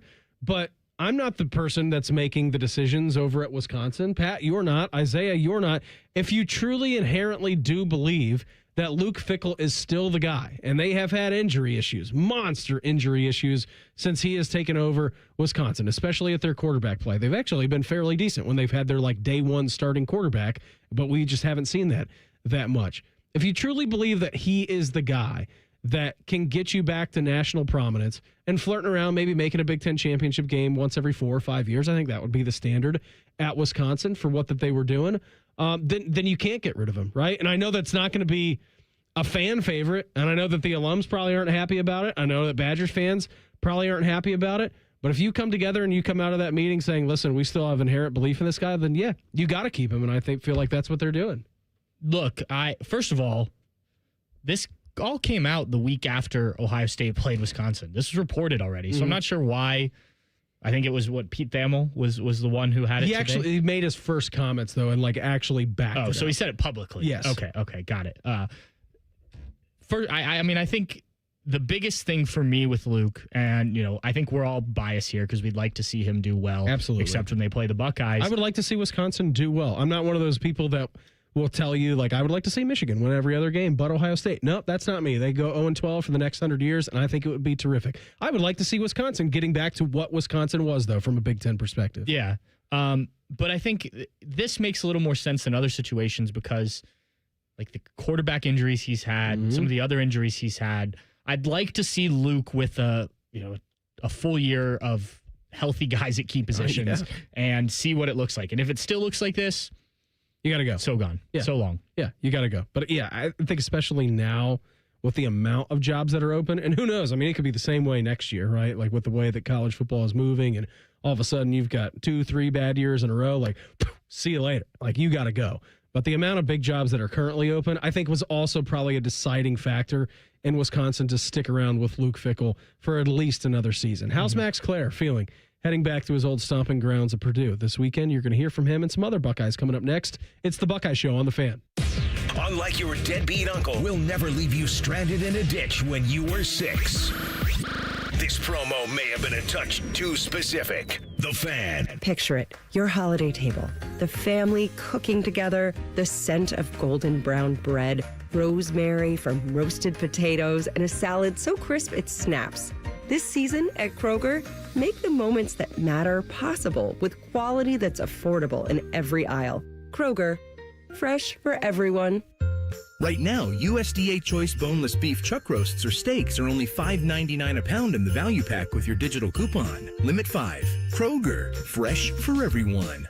When you need a mini excavator or a not-so-mini excavator, lean on Green, Sunbelt Rentals. With the largest rental fleet and hardest-working equipment experts in Columbus, we can help you take a big step toward a mini excavator in one of 17 different sizes, from 2,000 to 18,000-pound machines, with 6 to 24 feet of reach and 5 to 15 feet digging depth. Though in the most rental locations, and it's no wonder the Columbus builders who are building Columbus lean on green.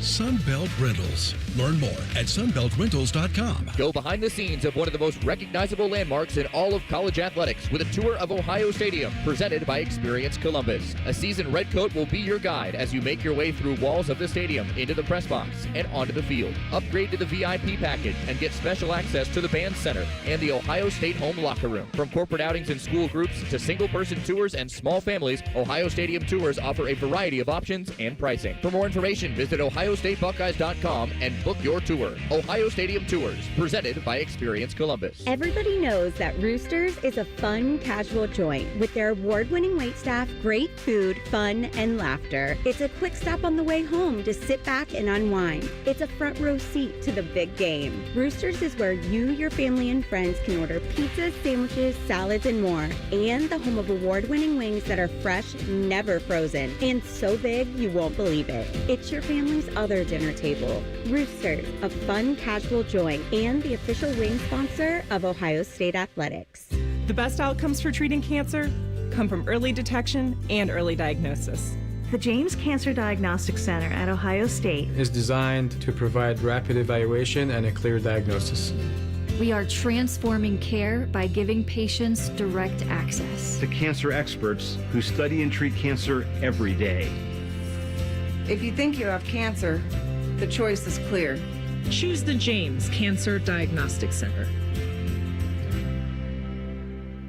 This is Paul Keels for RV Wholesalers. Peace of mind. That's what you get when purchasing your next RV from RV Wholesalers. With every new RV purchase, Ohio residents receive the exclusive Buckeye Service Guarantee. If your RV is in the shop, RV Wholesalers will give you a free loaner. Also with a Buckeye Service Guarantee, you'll receive free delivery in the state of Ohio and 3-day RV exchange. That's the exclusive Buckeye Service Guarantee. Only at RV Wholesalers in Lakeview, Mansfield, Delaware, and RVW.com. RV Wholesalers, a proud sponsor of Ohio State Athletics.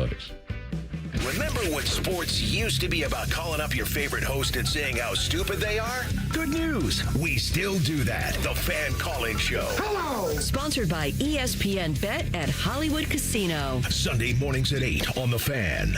The National Veterans Memorial and Museum in downtown Columbus is the only national museum dedicated to telling the stories of America's veterans from every branch and every era of service. Your visit to the National Veterans Memorial and Museum is a powerful and personal experience that honors the brave men and women who answered the call to serve our country. We invite you to learn more about the individual stories and experiences of our nation's veterans. Get your tickets today at nationalvets.org. Hey, Ohio State fans! Next time that snack craving hits, Burger King has you covered with the O-Fry-O bundle. You get a medium fry, 8-piece chicken fries, 8-piece mozzarella fries, and an 8-piece chicken nuggets, all for just $10. It's perfect snack fuel for one, wherever and whenever you're cheering on the scarlet and gray. At BK, have it your way. You rule. Limited time only at participating Ohio area restaurants. BK is a proud sponsor of Ohio State Athletics. Tax extra. Fan weather. From the Logan AC and Heat Services Weather Center. Hey there, Central Ohio. I'm 10 Weather Impact meteorologist Michael Behrens. We'll see a quiet evening with increasing clouds across the region. That'll help keep temperatures mild tonight, only dropping to the low 40s and upper 30s. Dry for your morning commute Friday, but then rain showers move in, possibly a thunderstorm as we head into the afternoon. Temperatures in the low 60s, but the rain's gone by the evening commute and in time for Friday Night Football. Dry weather continues into Saturday. That's your latest 10 Weather Impact forecast. I'm meteorologist Michael Behrens on 97.1 The Fan. It's time for your daily dose of vitamin B. B stands for Buckeyes, just in case that wasn't clear. You're listening to The Buckeye Show. Hanging out with Murph tonight. Coming up here at 7:30 this evening, Bobby Carpenter, he's going to join the program. Saw he was hanging out with the Buckeye baseball team today, so we'll have to ask him about that. And then at 8 o'clock, we got the Raiders at the Broncos coming up. Should be a fun one. Broncos really good this year. Really, really good. Fun team to watch. Yeah, they really are. It's almost like Sean Payton's a really good football coach. Yeah, it started a little slow there in Denver, but they've got it going. Got J.K. Dobbins, Jonathan Cooper, and I mean, I think Bo Nix. I don't know if he's, he had this great rookie year. I think there's been some sophomore slumping a little bit, but he's come back and played strong. Yeah, they're fun. What are they, 7-2? Yeah, 7-2. They won 6 games in a row. Yeah, so started the season 1-2. Yeah, certainly an interesting team to keep an eye on. I'm not sure if I'm ready to put them in the Super Bowl contenders group yet, but I would keep that group smaller than most. Since you mentioned Super Bowl contenders, I'll put one team in the category of Super Bowl contenders, and I do have more. Your Los Angeles Rams, Super Bowl contenders this year, Pat. No comment. They're going back. They're going back. They're doing it. I don't like this. Why? Come on. They look like the best team to me right now. That's what I'm saying. They look fantastic. I think it's crazy. And this isn't Pat saying it, who is a Rams fan. This is a Bears fan and a Browns fan saying that they look like one of, if not the best team. And I'm with you, Isaiah. I think they do look like the best team in the NFL. And we would never put a reverse jinx on you. No, just so you know. No, we love you too much. Look, they play the 49ers on Sunday. Yep, weird games. We'll just see how that goes. Look, they played well. Don't get me wrong. And Matthew Stafford's playing at a career level at 37 years old. They've got some dangerous weapons.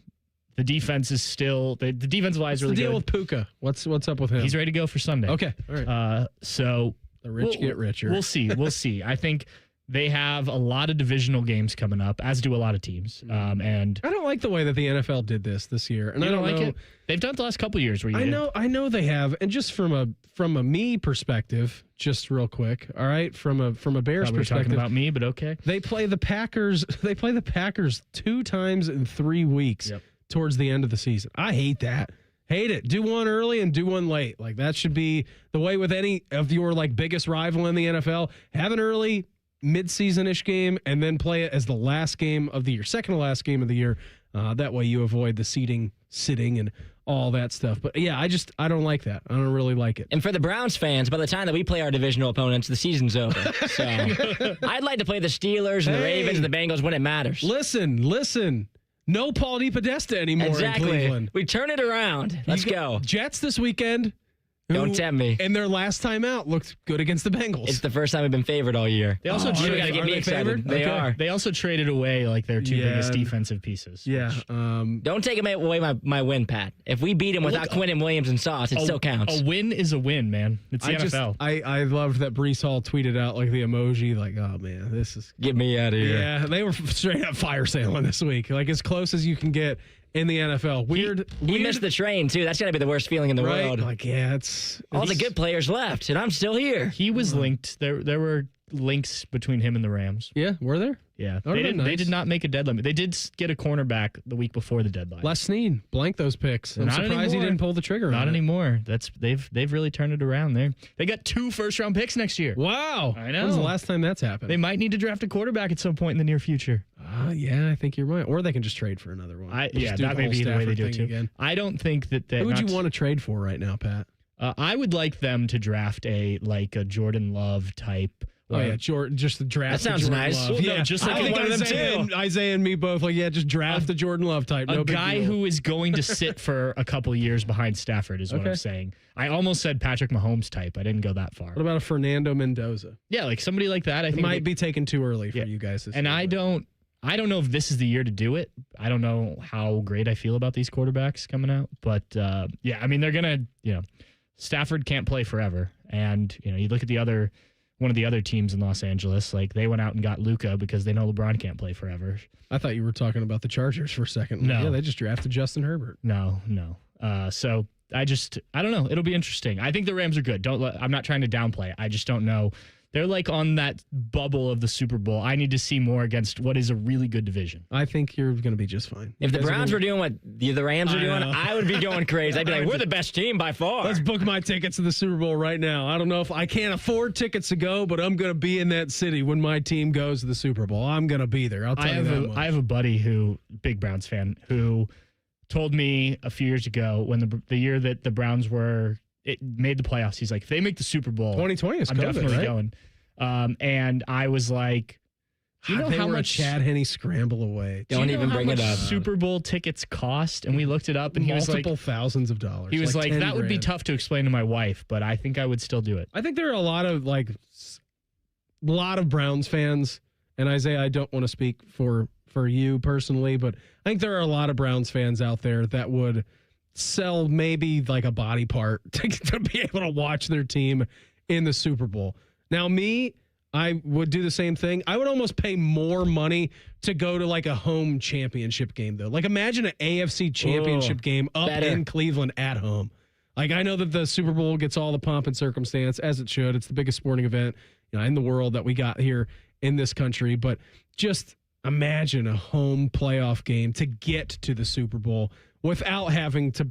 I mean, you'd still have to pay a lot for sure, but it wouldn't be like the extortion amount that you would have to pay to watch the Browns go to the Super Bowl. I think I'd rather be just in a bar in Cleveland on that Super Bowl Sunday. Yeah, because I feel like when you go there's not as many like true fans that are there to like celebrate with. I mean, if you went to Cleveland and we won a Super Bowl, I mean, people would be crying on the streets. Oh yeah, they were crying after the Cavs won, rightfully so. My uncle, well, not my uncle, my wife's uncle, he's from Cleveland, and up there, I remember watching Game 7 of the NBA Finals, and he's sitting there. We're talking. I'm like, I don't know what to do with my hands. He's like, this never happens to us. We should be on the other side of this. We should be losing. And then he cried. So, yeah, I think a lot of fans would be that way. Pat, what are you looking forward to of Purdue and how much Max Clare may be involved here this weekend? Yeah, it would be nice. I mean, look, I don't think they can force feed Max Clare just to do it. But I think you can call some plays that maybe Max Clare is more of the primary guy or the secondary guy or whatever it may be. Just to, feature him a little bit more in his return to Purdue. It is still pretty weird to me to think about guys going back to where they played. This is still just like a relatively new concept. I know you've seen it and whatnot, but it's just, I don't know. It feels very professional, which I guess is what we are. But in terms of Purdue, like, don't mess around. You saw that with Michigan last week. I don't think that they will. I don't think so either. But like I feel like we can talk about messing around again. That building, I don't think is messing around. No, I don't think so either. But you get out there, the grass. I don't know. First time they've played on grass since the Rose Bowl, which didn't occur to me until the radio show today. Not that Northwestern long grass, though, although that's gone because Ryan Field's dead. But yeah, well, it'll come back. You catch my drift. It'll be back. I don't know what they're doing with the new Ryan Field. If it'll be turf either, because that grass at Ryan Field was by far the longest grass in the Big Ten. Oh, yeah. And I equate the playing field, and they were going to grow it 4 inches. Here was Max Clare talking about his brother Luke, who plays for Purdue right now. Yeah, that's right. That's pretty. It's pretty unique, to say the least. And I've talked to him a few times. He's having a good time doing it too. So how about not looking at the tape from last year's Purdue team, because they did have a lot of turnover as well? We haven't looked at that at all. A lot of new faces, pretty much a 90% turnover or whatever it was. So we actually watched a decent amount of them when we played Washington, because obviously the D coordinator there was my head coach last year. So. But yeah, this year, not at all from last year. So, what about another guy in that tight end room who also had his first touchdown catch of the season? Bennett Christian got one last weekend against Purdue. How much has he seen Max Clare grow throughout this season? And it's not working. No Bennett Christian for us. We're going to pretend. Let's try again. Nope, it's not working. No Bennett Christian. Anyways, I'm guessing he said that he's seen him grow a lot. You were there. You were listening to Bennett Christian. I actually was not there last night. I did not make it to interviews. All right. Well, why? I wasn't doing. Thanks, Pat. Yeah. Thanks a lot. Sorry. Selfish. Go Rams. Sucker. Saboteur. Senior cowboy. I have listened. I did not listen to Bennett Christian. I listened to Julian Sayin. But I imagine that Bennett Christian was pretty excited. I could actually pull up the transcript if you want me to just read what Bennett Christian said. It's over. The moment has passed. The moment has passed. Jeremiah said he's growing. Will Kazmarek said he's growing. Bennett Christian said he's growing. He's becoming more of a tight end. Carp, he's going to join us live. Maybe he heard what Bennett Christian said. He's coming up in 2 minutes. It's the Buckeye Show on The Fan. Finally, fall is here. The leaves are changing, the air is crisp, and the cooler temperatures are a welcome relief. But as those temperatures continue to drop, it's also a reminder that winter is just around the corner. We know it might feel a little early to start talking about freezing temperatures and snow, but now is the perfect time to make sure your roof is ready. Before the winter weather hits, wouldn't you like the peace of mind that your home is protected? If you're unsure about the condition of your roof or just want to be prepared for the months ahead, call the professionals you can trust at Newman Roofing. With over 30 years in business and 3 generations of Newmans in the roofing industry, we're dedicated to educating you about your roof so you understand exactly what's happening. We believe that an informed homeowner can make the very best decision for their needs. Give us at Newman Roofing a call today at 614-NEW-ROOF. That's 614-NEW-ROOF, or visit us online at newmanroofing.com. Let Newman Roofing help you prepare for winter the right way. Hi, I'm Archie Griffin, two-time Heisman Trophy winner. The right coverage can be a game changer, both on and off the field. That's why Encova Insurance is prepared for what's next and protects what matters most to you. With independent insurance agents in your neighborhood and innovative insurance products that can be tailored to fit your unique needs, Encova Insurance is an easy win for your peace of mind. For auto, home, and business insurance, you want Encova on your team. Visit Encova.com today to find an agent near you. It's game day at Raising Cane's. If you want to order like a Buckeye, it's the action off the field you need to focus on. The only play you're running is chicken. So what combo are you picking? Make it a perfect season. We've got tailgates of hand-battered, cooked-to-order chicken fingers and cane sauce. And jugs of freshly made tea and lemonade. All available to order online or on our app. This season is about to be unbeatable. Raising Cane's Chicken Fingers. One love. Proud sponsor of Ohio State Athletics. The Buckeye Show is sponsored by CareSource, proud to be your home for Ohio State Athletics. The Fan, Ohio sports destination. The only radio show that bleeds scarlet and gray. This is the Buckeye Show. Hanging out here on a Thursday, again, coming up here, top of the hour. We will get you out to Denver, where the Raiders and the Broncos are tussling in Thursday night football. Right now, we head out to the Bryant Heating and Cooling Systems Access Hotline, checking with our guy, Bobby Carpenter. Carp, what's happening? I saw you spent the day with Justin Hare and the baseball Buckeyes. How was that over at the facility? How did you see that? Did they already post that? Oh, yeah, they already posted. It's called the Buckeye Show, Bob. I'm aware of everything Ohio State going on here, right? Yeah. I saw you. Justin's doing a great job. Coach Hare, they asked me to speak. And you know what's amazing, Beam?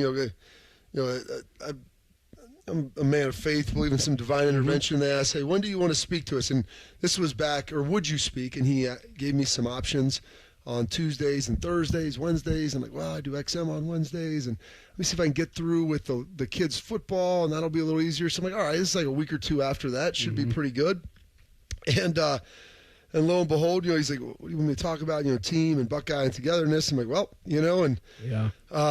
coming off of this week's events and being in Jersey with helping to lay to rest my man Nick, it's very appropriate because the message was based upon time, and the most precious commodity that is in the world today cannot be bought, sold, or traded. And how are you using your time? How are you spending the time that you have? How do you utilize it? How do you build those connections and forge those relationships today? And you think you have all the time in the world when you're in college. You live with guys, you work out with them, and you see them every day, 6-7 days a week. And maybe for up to 10, 12, 14 hours a day at times. And then one day you graduate and you maybe see guys, 7, 8, 10, 12 times a year. And then that goes to a couple times a year. And then it's once every couple years. Yeah. So you never know how much time you have left. So make sure you utilize the time you have. It's very precious that it's been given to you. And enjoy those relationships that you have with the people that you're working out with and those teammates that you are doing hard things and having shared suffering together. I was talking to Justin last night, Bob, during one of our breaks. I think it was actually before the show. He did say it was very nice, and it was obviously a very sad situation, but it was a great ceremony on Tuesday. Yeah, it was. It was appropriate for a man of Nick's pedigree and what he stood for, what he represented, and I don't know how much Justin got into it with you, and it's tough. Like the funeral was a little bit of a blur as far as everybody being there. It's like kind of like being in a wedding. Have sense. So right. I was in Nick's wedding and I was in his funeral, I guess you could say, with being a pallbearer. So I didn't get a chance to sit with everybody and go through all that. But they had about a motorcade of about 25 New York State police officers and making sure that we didn't stop for anything. And that the Jets director of security, he goes, this is how Nick would have wanted it. This is what it would have been. His wife, Jenny, and the Jets pulled it together, and all their support group. It was absolutely tremendous. It was the way he would have wanted it, a celebration of his life and his friends all getting together to honor him and enjoy each other. I get it at his expense one final time. Yeah, for sure. There's no easy way to transition from that to this. Bob, we were on the postgame show on Saturday. We were talking to your guy, Coach G. Matt Guerrieri, about some of those defensive adjustments that Ohio State had. And really, for the most part, outside of the Texas game, it's been the first time that we've seen Ohio State be pressed for the first 30 minutes. And I know that Ryan Day always emphasizes the middle eight. Got to win the middle eight. Got to win the middle eight. They didn't win the first 4 of the middle eight. I think there was certainly an argument to be made that they won the last 4 of the middle eight. But the defensive adjustments in the second half, holding Penn State to only 60 yards when they had 140 in the first half, were pretty strong. So that's the fewest yards Penn State has been held to since when, Beam? I think I even said it on the postgame show. Was it 2023 or 2021? It was an Ohio State game. Oh, it was way before that. Okay, maybe I'm thinking, you know what, Bob? I was thinking rushing yards. Rushing yards in a game, I think, was 2023, Ohio State versus Penn State here. Beam, I'm asking you the question because I'm part of the answer. Okay, so that's all right. That's it. Schlegel references it all the time, and I forget what the exact number is, but in 2005, we gave up like 167 yards or something to them. Yeah, pretty good day and at the lost that office. game. Yeah. So that was a tough one, to say the least. But the adjustments that happened, and this is Ryan talks about this all the time, and I hear him at practice. Don't put the game at risk. And when you turn the ball over, you put the game at risk. And you saw what happened. It could have very easily been 20 or even 24-7 going into half. Mm-hmm. You get that other score, and Beam, you're cruising around with the top down, hanging out in the second half, and it's good. Yeah. All of a sudden, you put the ball on the turf, they put together a couple of plays, and now it's a 17-14 game. Now you got the ball coming out, and they went bingo, bango, bongo. You're throwing it to Carnell, 50 yards down the field, and it's all well and good.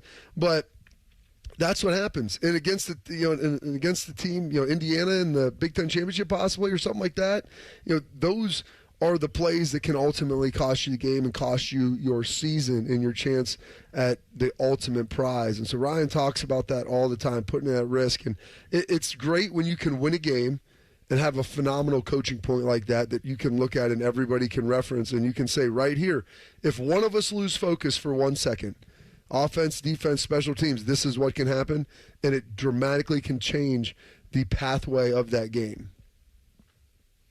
Bobby, speaking of your career, as we look ahead to Purdue this week, I believe you played there, twice?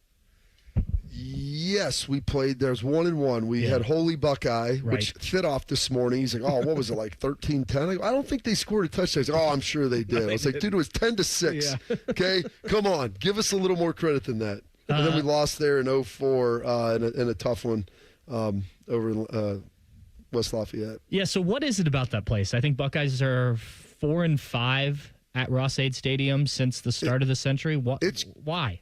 It's crazy. John Simon was telling me, I think he lost both of his away games over there earlier today. It's a little shop of horrors. It's weird. It is crazy. And you know what? Like, I'll give it. Kyle Orton was the quarterback when we were playing these guys. Like, they had dudes. I mean, there was a time where they had 3 straight quarterbacks that all were starting in the NFL. I mean, they had Ryan Kerrigan and dudes. I mean, they had first-round DNs, and they had a lot of talent. And obviously that hasn't been the case here. Rondale Moore back in 2018. Yeah. And Rondale Moore in 2018. You've got NFL-caliber players, but it's weird, and especially when you get those, like, early noon starts. It's kind of a sleepy start. And I said this, you have to simulate the energy and excitement. It's easy to get up, even with Penn State and how they've struggled. You had Jim Knowles over there. It's the last time you're playing him for a couple of years. It's always been a big game. Like, you're up and ready to go for that one. You go over to Ross-Ade and it's like, it's a Purdue team, and maybe not that great, kind of a late arriving crowd, and there's just sometimes... If arriving at all. Yeah, if arriving at all. And so that's the same thing, like you get a little bit, you used to get some of that with Indiana some, maybe a little Northwestern, where you've got to get your guys ready to go from Jump Street because they're going to be ready to play you. And so when you don't look up and there's 100,000 people that are frothing, either cheering for you or against you, sometimes you forget that it's a game and it's not just a practice. Yeah, absolutely, right? You kind of got to manufacture your own juice. Schlegel likes to say a BYOJ day. I think they're going to have to do that on Saturday.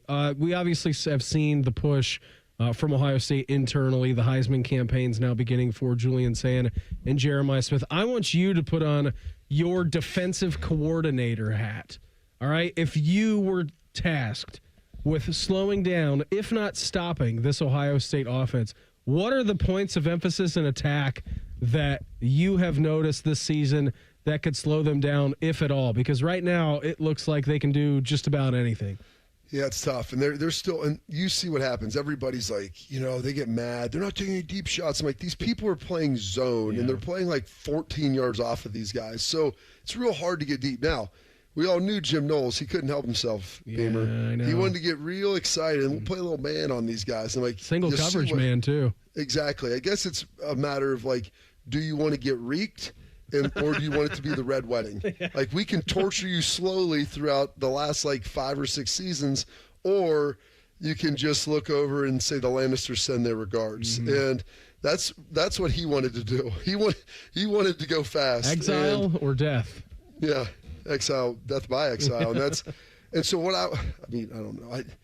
I would play off, and it's going to be boring, and they're going to beat you 35 to 4, 3 or 10, but it just forced them to drive the ball, forced them to run it. Maybe they make a turnover, but Julian has been so patient, and the guys just catch it underneath, and you can run an out to Jeremiah Smith for 8 yards every time, or Carnell 8 yards. Maybe hit Max Clare over the middle for 15, but it's just really hard to have those big hits. And I'd try to do that and probably have some sort of 5-man front to kind of slow the run, make it a little weird, maybe bring some pressure every now and then just give them the middle and just try to tackle it every time and say, hey, let's see if you're patient enough to do it. But what's amazing is Ryan has been so patient, and they've been so good at it that, and Julian too, for a young guy, it's unbelievable. Beam asked Spencer Holbrook earlier this question. I'm going to pose it to you. Where's Aunt Karen? I played that. He did play that. No, not that one. That one. But which surprises you more, the offensive side of the ball of this team or the defensive side of the ball this year? Well, what's interesting is they lost 8 starters. Right. I mean, that's real. And somehow there have been 3 teams this year that have never given up 24 points defensively. Can you name the teams? Buckeyes. Yep, that's one. Let's go with I want to say Oklahoma, but I don't think that's accurate. They've given up a little more. Another one's in conference. The Hoosiers. The Hoosier Daddy. Yeah. And a third one, which will leave you scratching your head. It's an SEC squad. An SEC squad. Texas? Auburn. Auburn. Good job. That's exactly. Because you start laughing which one doesn't belong? Yeah. And you have that one. Auburn. But that's the reality of how good they've been. I mean, it's 24. This team is given up 16 is the highest? Is that right? Yeah. Yeah. I mean, it's 16. So they're a full score and a 2-point under that. And there's only 3 teams that are there. So they lost 8 starters. And everybody's like, why wasn't Arvell Reese playing last year? I'm like, well, the guy that he would have played over was the Block O guy. Or did you want to sit Sonny instead? Mm-hmm. And Arvell came in and played, but defensive MVP through your runs in the playoffs. 100%. And is Arvell a better athlete than Cody? Yes. Would he admit that? Absolutely. But Cody was a better player last year. And then also what Matt Patricia did with his defense, he's like, man, I've got some guys that have some really unique set of skills. I'm going to Liam Neeson this thing. Yes, we're going to make this thing a little bit different. And you know what? Then you look at IGB, who people used to talk about all of his penalties and things. He's been really good. Significantly down. Yes. Jermaine Matthews has really stepped in and played well. He's played well inside. He's played well outside. Lorenzo Stiles has done a good job in there. Jalen's done a really good job, and K-Mac has been phenomenal. Caden Curry, all these guys have stepped up, and finally Kenyatta, multi-set game last week, first one of his career. So all of these things are starting to work, and so I could have told you, Carnell Tate and JJ are going to be really good. Thought they'd get the run game figured out, and you had most of the offensive line coming back, and you got Max Clare. Defensively, though, you had 8 guys that were gone, and granted, other guys were highly recruited and played some, but I don't know if anybody fully knew that they would be this unless you were watching practice every day. And a new coordinator, right? Let's not forget about that. You also had a new coach on that side of the ball. Buddy, always appreciate the time. Thanks for hopping on. Enjoy your Thursday. Have a fantastic weekend, and we'll check in again next week, all right? Absolutely, sir. Appreciate it. There he goes. Carp with us here on the Bryant Heating and Cooling Systems Access Hotline. # Buckeyes coming up next. It's the Buckeye Show on the Fan. If you miss a live show, you can catch the podcast. If you miss the podcast, our hosts have volunteered to have dinner with you. The meatloaf! The Fan. Aaron, I'm freaking out a little that you're giving away $500 in free repairs whenever someone buys a new water heater. When people are faced with an unexpected expense, an unexpected gift helps restore balance to the universe. Get Eco. How many things can our plumbers do for $500 or less? Tons of things. Like what? We can repair a toilet that's not working. We can replace a hose bib, install a utility sink or a vanity, run a water line to an appliance, replace a garbage disposal. Get Eco. Replace a shutoff valve, fix an exposed water leak. What's an exposed water leak? It's one you can see. It's not inside a wall and it's not underground. And we're going to do these sorts of things for free just because a person buys a water heater? Yeah, for free. Because we're restoring balance to the universe? Balance to the universe. Get Eco. Give it away, plumbers, genius electricians, and gonna make you cool again, HVAC technicians. Whoo, go to geteco.com. Picture it, your holiday table, the family cooking together, the scent of golden brown bread, rosemary from roasted potatoes, and a salad so crisp it snaps. This season at Kroger, make the moments that matter possible with quality that's affordable in every aisle. Kroger, fresh for everyone. Save big on eggs. Right now, 18-count cartons of large grade A Kroger brand eggs are on sale for just $1.99 each with your digital coupon.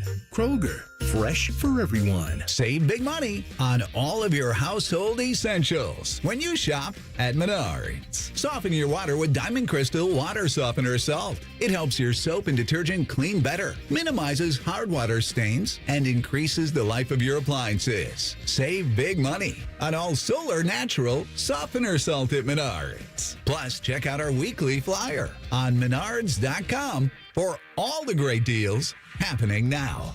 Save big money at Menards.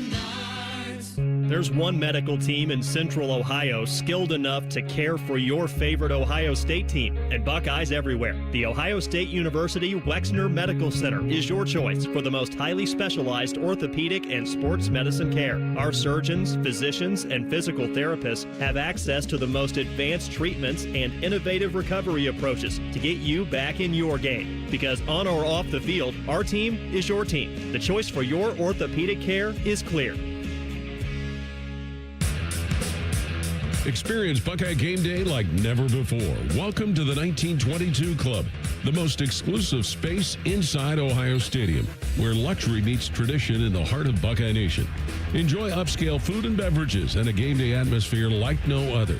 Create lasting memories with friends and mingling with other Buckeye fans, and celebrate every OHIO in ultimate comfort. Become a member of the 1922 Club today. Memberships are limited. Visit OhioStateBuckeyes.com.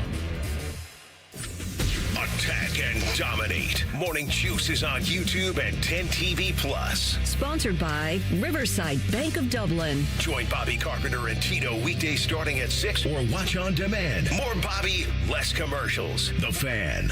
AgPro has been family owned and operated for over 64 years. We take pride in developing long-lasting relationships and offering first-class customer service. Need a new tractor, parts for your used equipment, or reliable service? AgPro has you covered. AgPro is here to serve you and your operation as your hometown dealer. Visit us today at any of our AgPro locations or go online to agproco.com to get started with your AgPro experience. The 2026 Buckeye Cruise for Cancer sets sail on the Silver Sea Silver Ray. It's an intimate ship with an even better experience. It's all-inclusive of beverages, shore excursions, taxes, and gratuities. Sail to bucket list ports like the Grand Turk, St. Martin, and St. Thomas. With Buckeye greats including Ryan Day, Bobby Carpenter, A.J. Hawk, the Boren Brothers, Ezekiel Elliott, Ryan Shazier, and more. Sailing from Fort Lauderdale, February 17th through the 24th. Call 614-792-6204 to book today. All your favorite fan shows are available when you want them. Head to 971thefan.com and hit that subscribe button. The Fan, Ohio sports destination. Social media can be a cesspool. Allow us to navigate the waters. #Buckeyes. Sponsored by The Waterworks. Call the plumbing, heating, and cooling technicians at The Waterworks and head her today. Call 614-232-2222. Proud sponsor of Ohio State Athletics. Want to let you know before we get out of here tonight, we're here on the Buckeye Show, sponsored by our great friends over at CareSource and United Healthcare. Coming up 8 o'clock, Raiders and the Broncos. We'll get you out to that coming up here in about 10 minutes or so. Did see this from around the block a little bit earlier on. Buckeyes field hockey team, big upset against Maryland. Ohio State entered the Big Ten tournament, the number 7 seed. Maryland, the number 2 seed. And they beat them today 2-1. So they'll take on either Iowa or Indiana tomorrow at 4 o'clock. So busy day. You got that going on at 4 o'clock. You got the Buckeye Hoops team at 6:30. Buckeye women's basketball open their season on Sunday. You have Buckeye football on Saturday. It's all coming up scarlet and gray right now. Yeah, it's such a great time of year if you are a Buckeye fan or a sports fan in general. Just everything going on. You may not see your loved ones very much if you're just watching sports all the time, but it is a fun time of year. It is a fun time of the year for sure. Yeah, I was, and again, we're not supposed to look ahead here, right? Like, we're not supposed to do that, but I was already looking ahead to the Big Ten championship weekend, perhaps. And it could be a very busy day. Oh, yeah. If Ohio State gets to Indianapolis, prospectively maybe to play Indiana. We'll see what happens. They play Penn State on the road this week, which I think they're favored by like 16.5 points or 17 How do you feel about that game? We talked about it a little which bit last game? week. Indiana, Penn State? Yeah. I feel like, from which perspective? How do you feel like it's going to go? I feel that Indiana is the second best team in college football. I think that they are very legit. Now, we'll see what happens, because Penn State is back home at Happy Valley for the first time since firing James Franklin, because they went on the road to Kinnick to play Iowa. They had their bye week. They came here last week. So we'll see what the reception is, right? And it's kind of the same perspective as we were talking about them last week. Like, all right, well, you didn't get it done last week in Columbus. So if there's one time for you to step up this season, are you going to be able to do it? Hunches tell me no, that they're not going to be. But I will say this, like, I thought Ethan Grunkemeyer, Central Ohio guy, like, he played okay. He didn't lose them that football game by any means. Like, their offense looked capable at times in the first half. Now, second half was a little bit different story for them. Their defense, I think they just got a little bit greedy. You just heard Bob talking about, the Jim Knowles, like, all right, we're going to play man and see what happens. Like, you probably shouldn't do that. Because then we see the explosive plays, 2 57-yarders, another 40-yarder kind of in the mix. But I feel like Indiana should certainly handle business on Saturday. Do you, or do you have a different vibe on that? They should. It just, I can't get Indiana being Indiana out of my head. Oh, I'm past that. I'm well past that. As soon as we saw them go on the road, and I was with you, like last year, I'm like, they're Indiana, all right? Like, Kurt Cignetti, I don't know what he's all about. And then you watch more college football, and you're watching through the season, and then they go to Autzen, a place where Ohio State failed to win last year.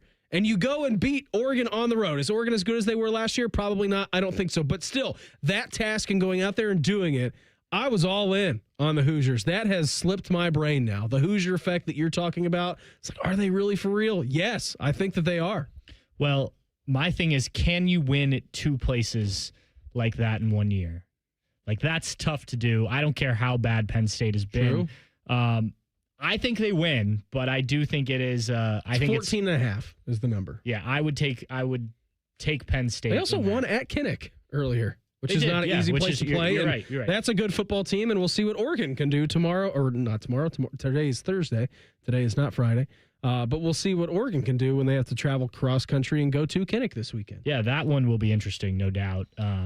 But yeah, I think the Indiana one, like, if I were able to, because what time's that game? Noon. It's a noon one. That's what I figured. So if I were not covering the Ohio State Purdue game, I would be dialed in on that and have the Buckeyes on. Well, the good news for you is you can dial in the first hour of that game because that's a noon start. Yeah, because I'm not working before the game kicks off. You're not doing anything. You're just hanging. You and Austin are just hanging out in the press box. Eating press box food. Tailgating out there. Drinking beer. I've seen you do it before.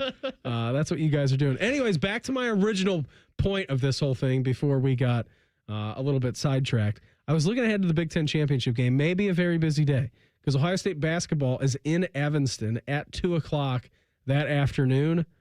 And then the Buckeyes, maybe if they get there, we'll see what happens again, play later on. And I think it's an 8 o'clock game, right? Traditionally, the Big Ten championship's not a 7:30. It is an 8 o'clock start.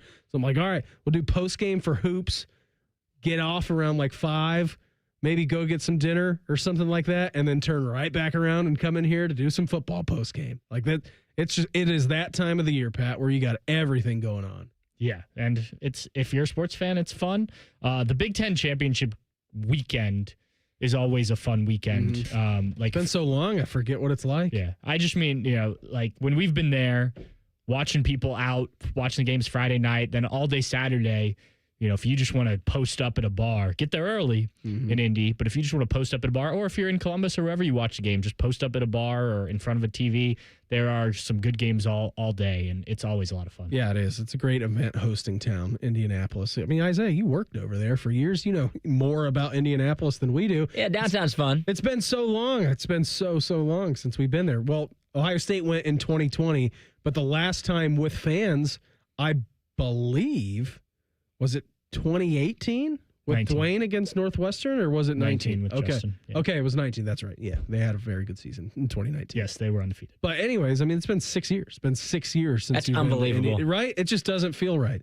Like you were racking and stacking every other year. You booked your tickets, and if you were an Ohio State season ticket holder at the very beginning of the season, they'd send you say, "Hey, here's Indianapolis tickets if you want them at the beginning of the year." It's been so long, and I know that even Austin will say, "I don't know how much the Big Ten championship really means." Yada yada yada, whatever. I'm telling you, man. You want to get back there and you want to win that thing, especially if it's against Indiana, and you can put those Hoosiers in their place for a second year in a row. You for sure want to do that. I do think it's interesting because, like, the bye. Do you want the bye? I turned your microphone off when I was supposed to turn mine off when I was coughing. Yeah. Do you want the bye? Do you not want the bye in the first round of the playoffs? Last year for them not having it. It did. We got a 1 year sample size. So, look, I think you want to play fewer games. And, last year probably is an aberration with all 4 teams losing. But it is interesting. And, the Big Ten championship, you get to hang that banner too, right?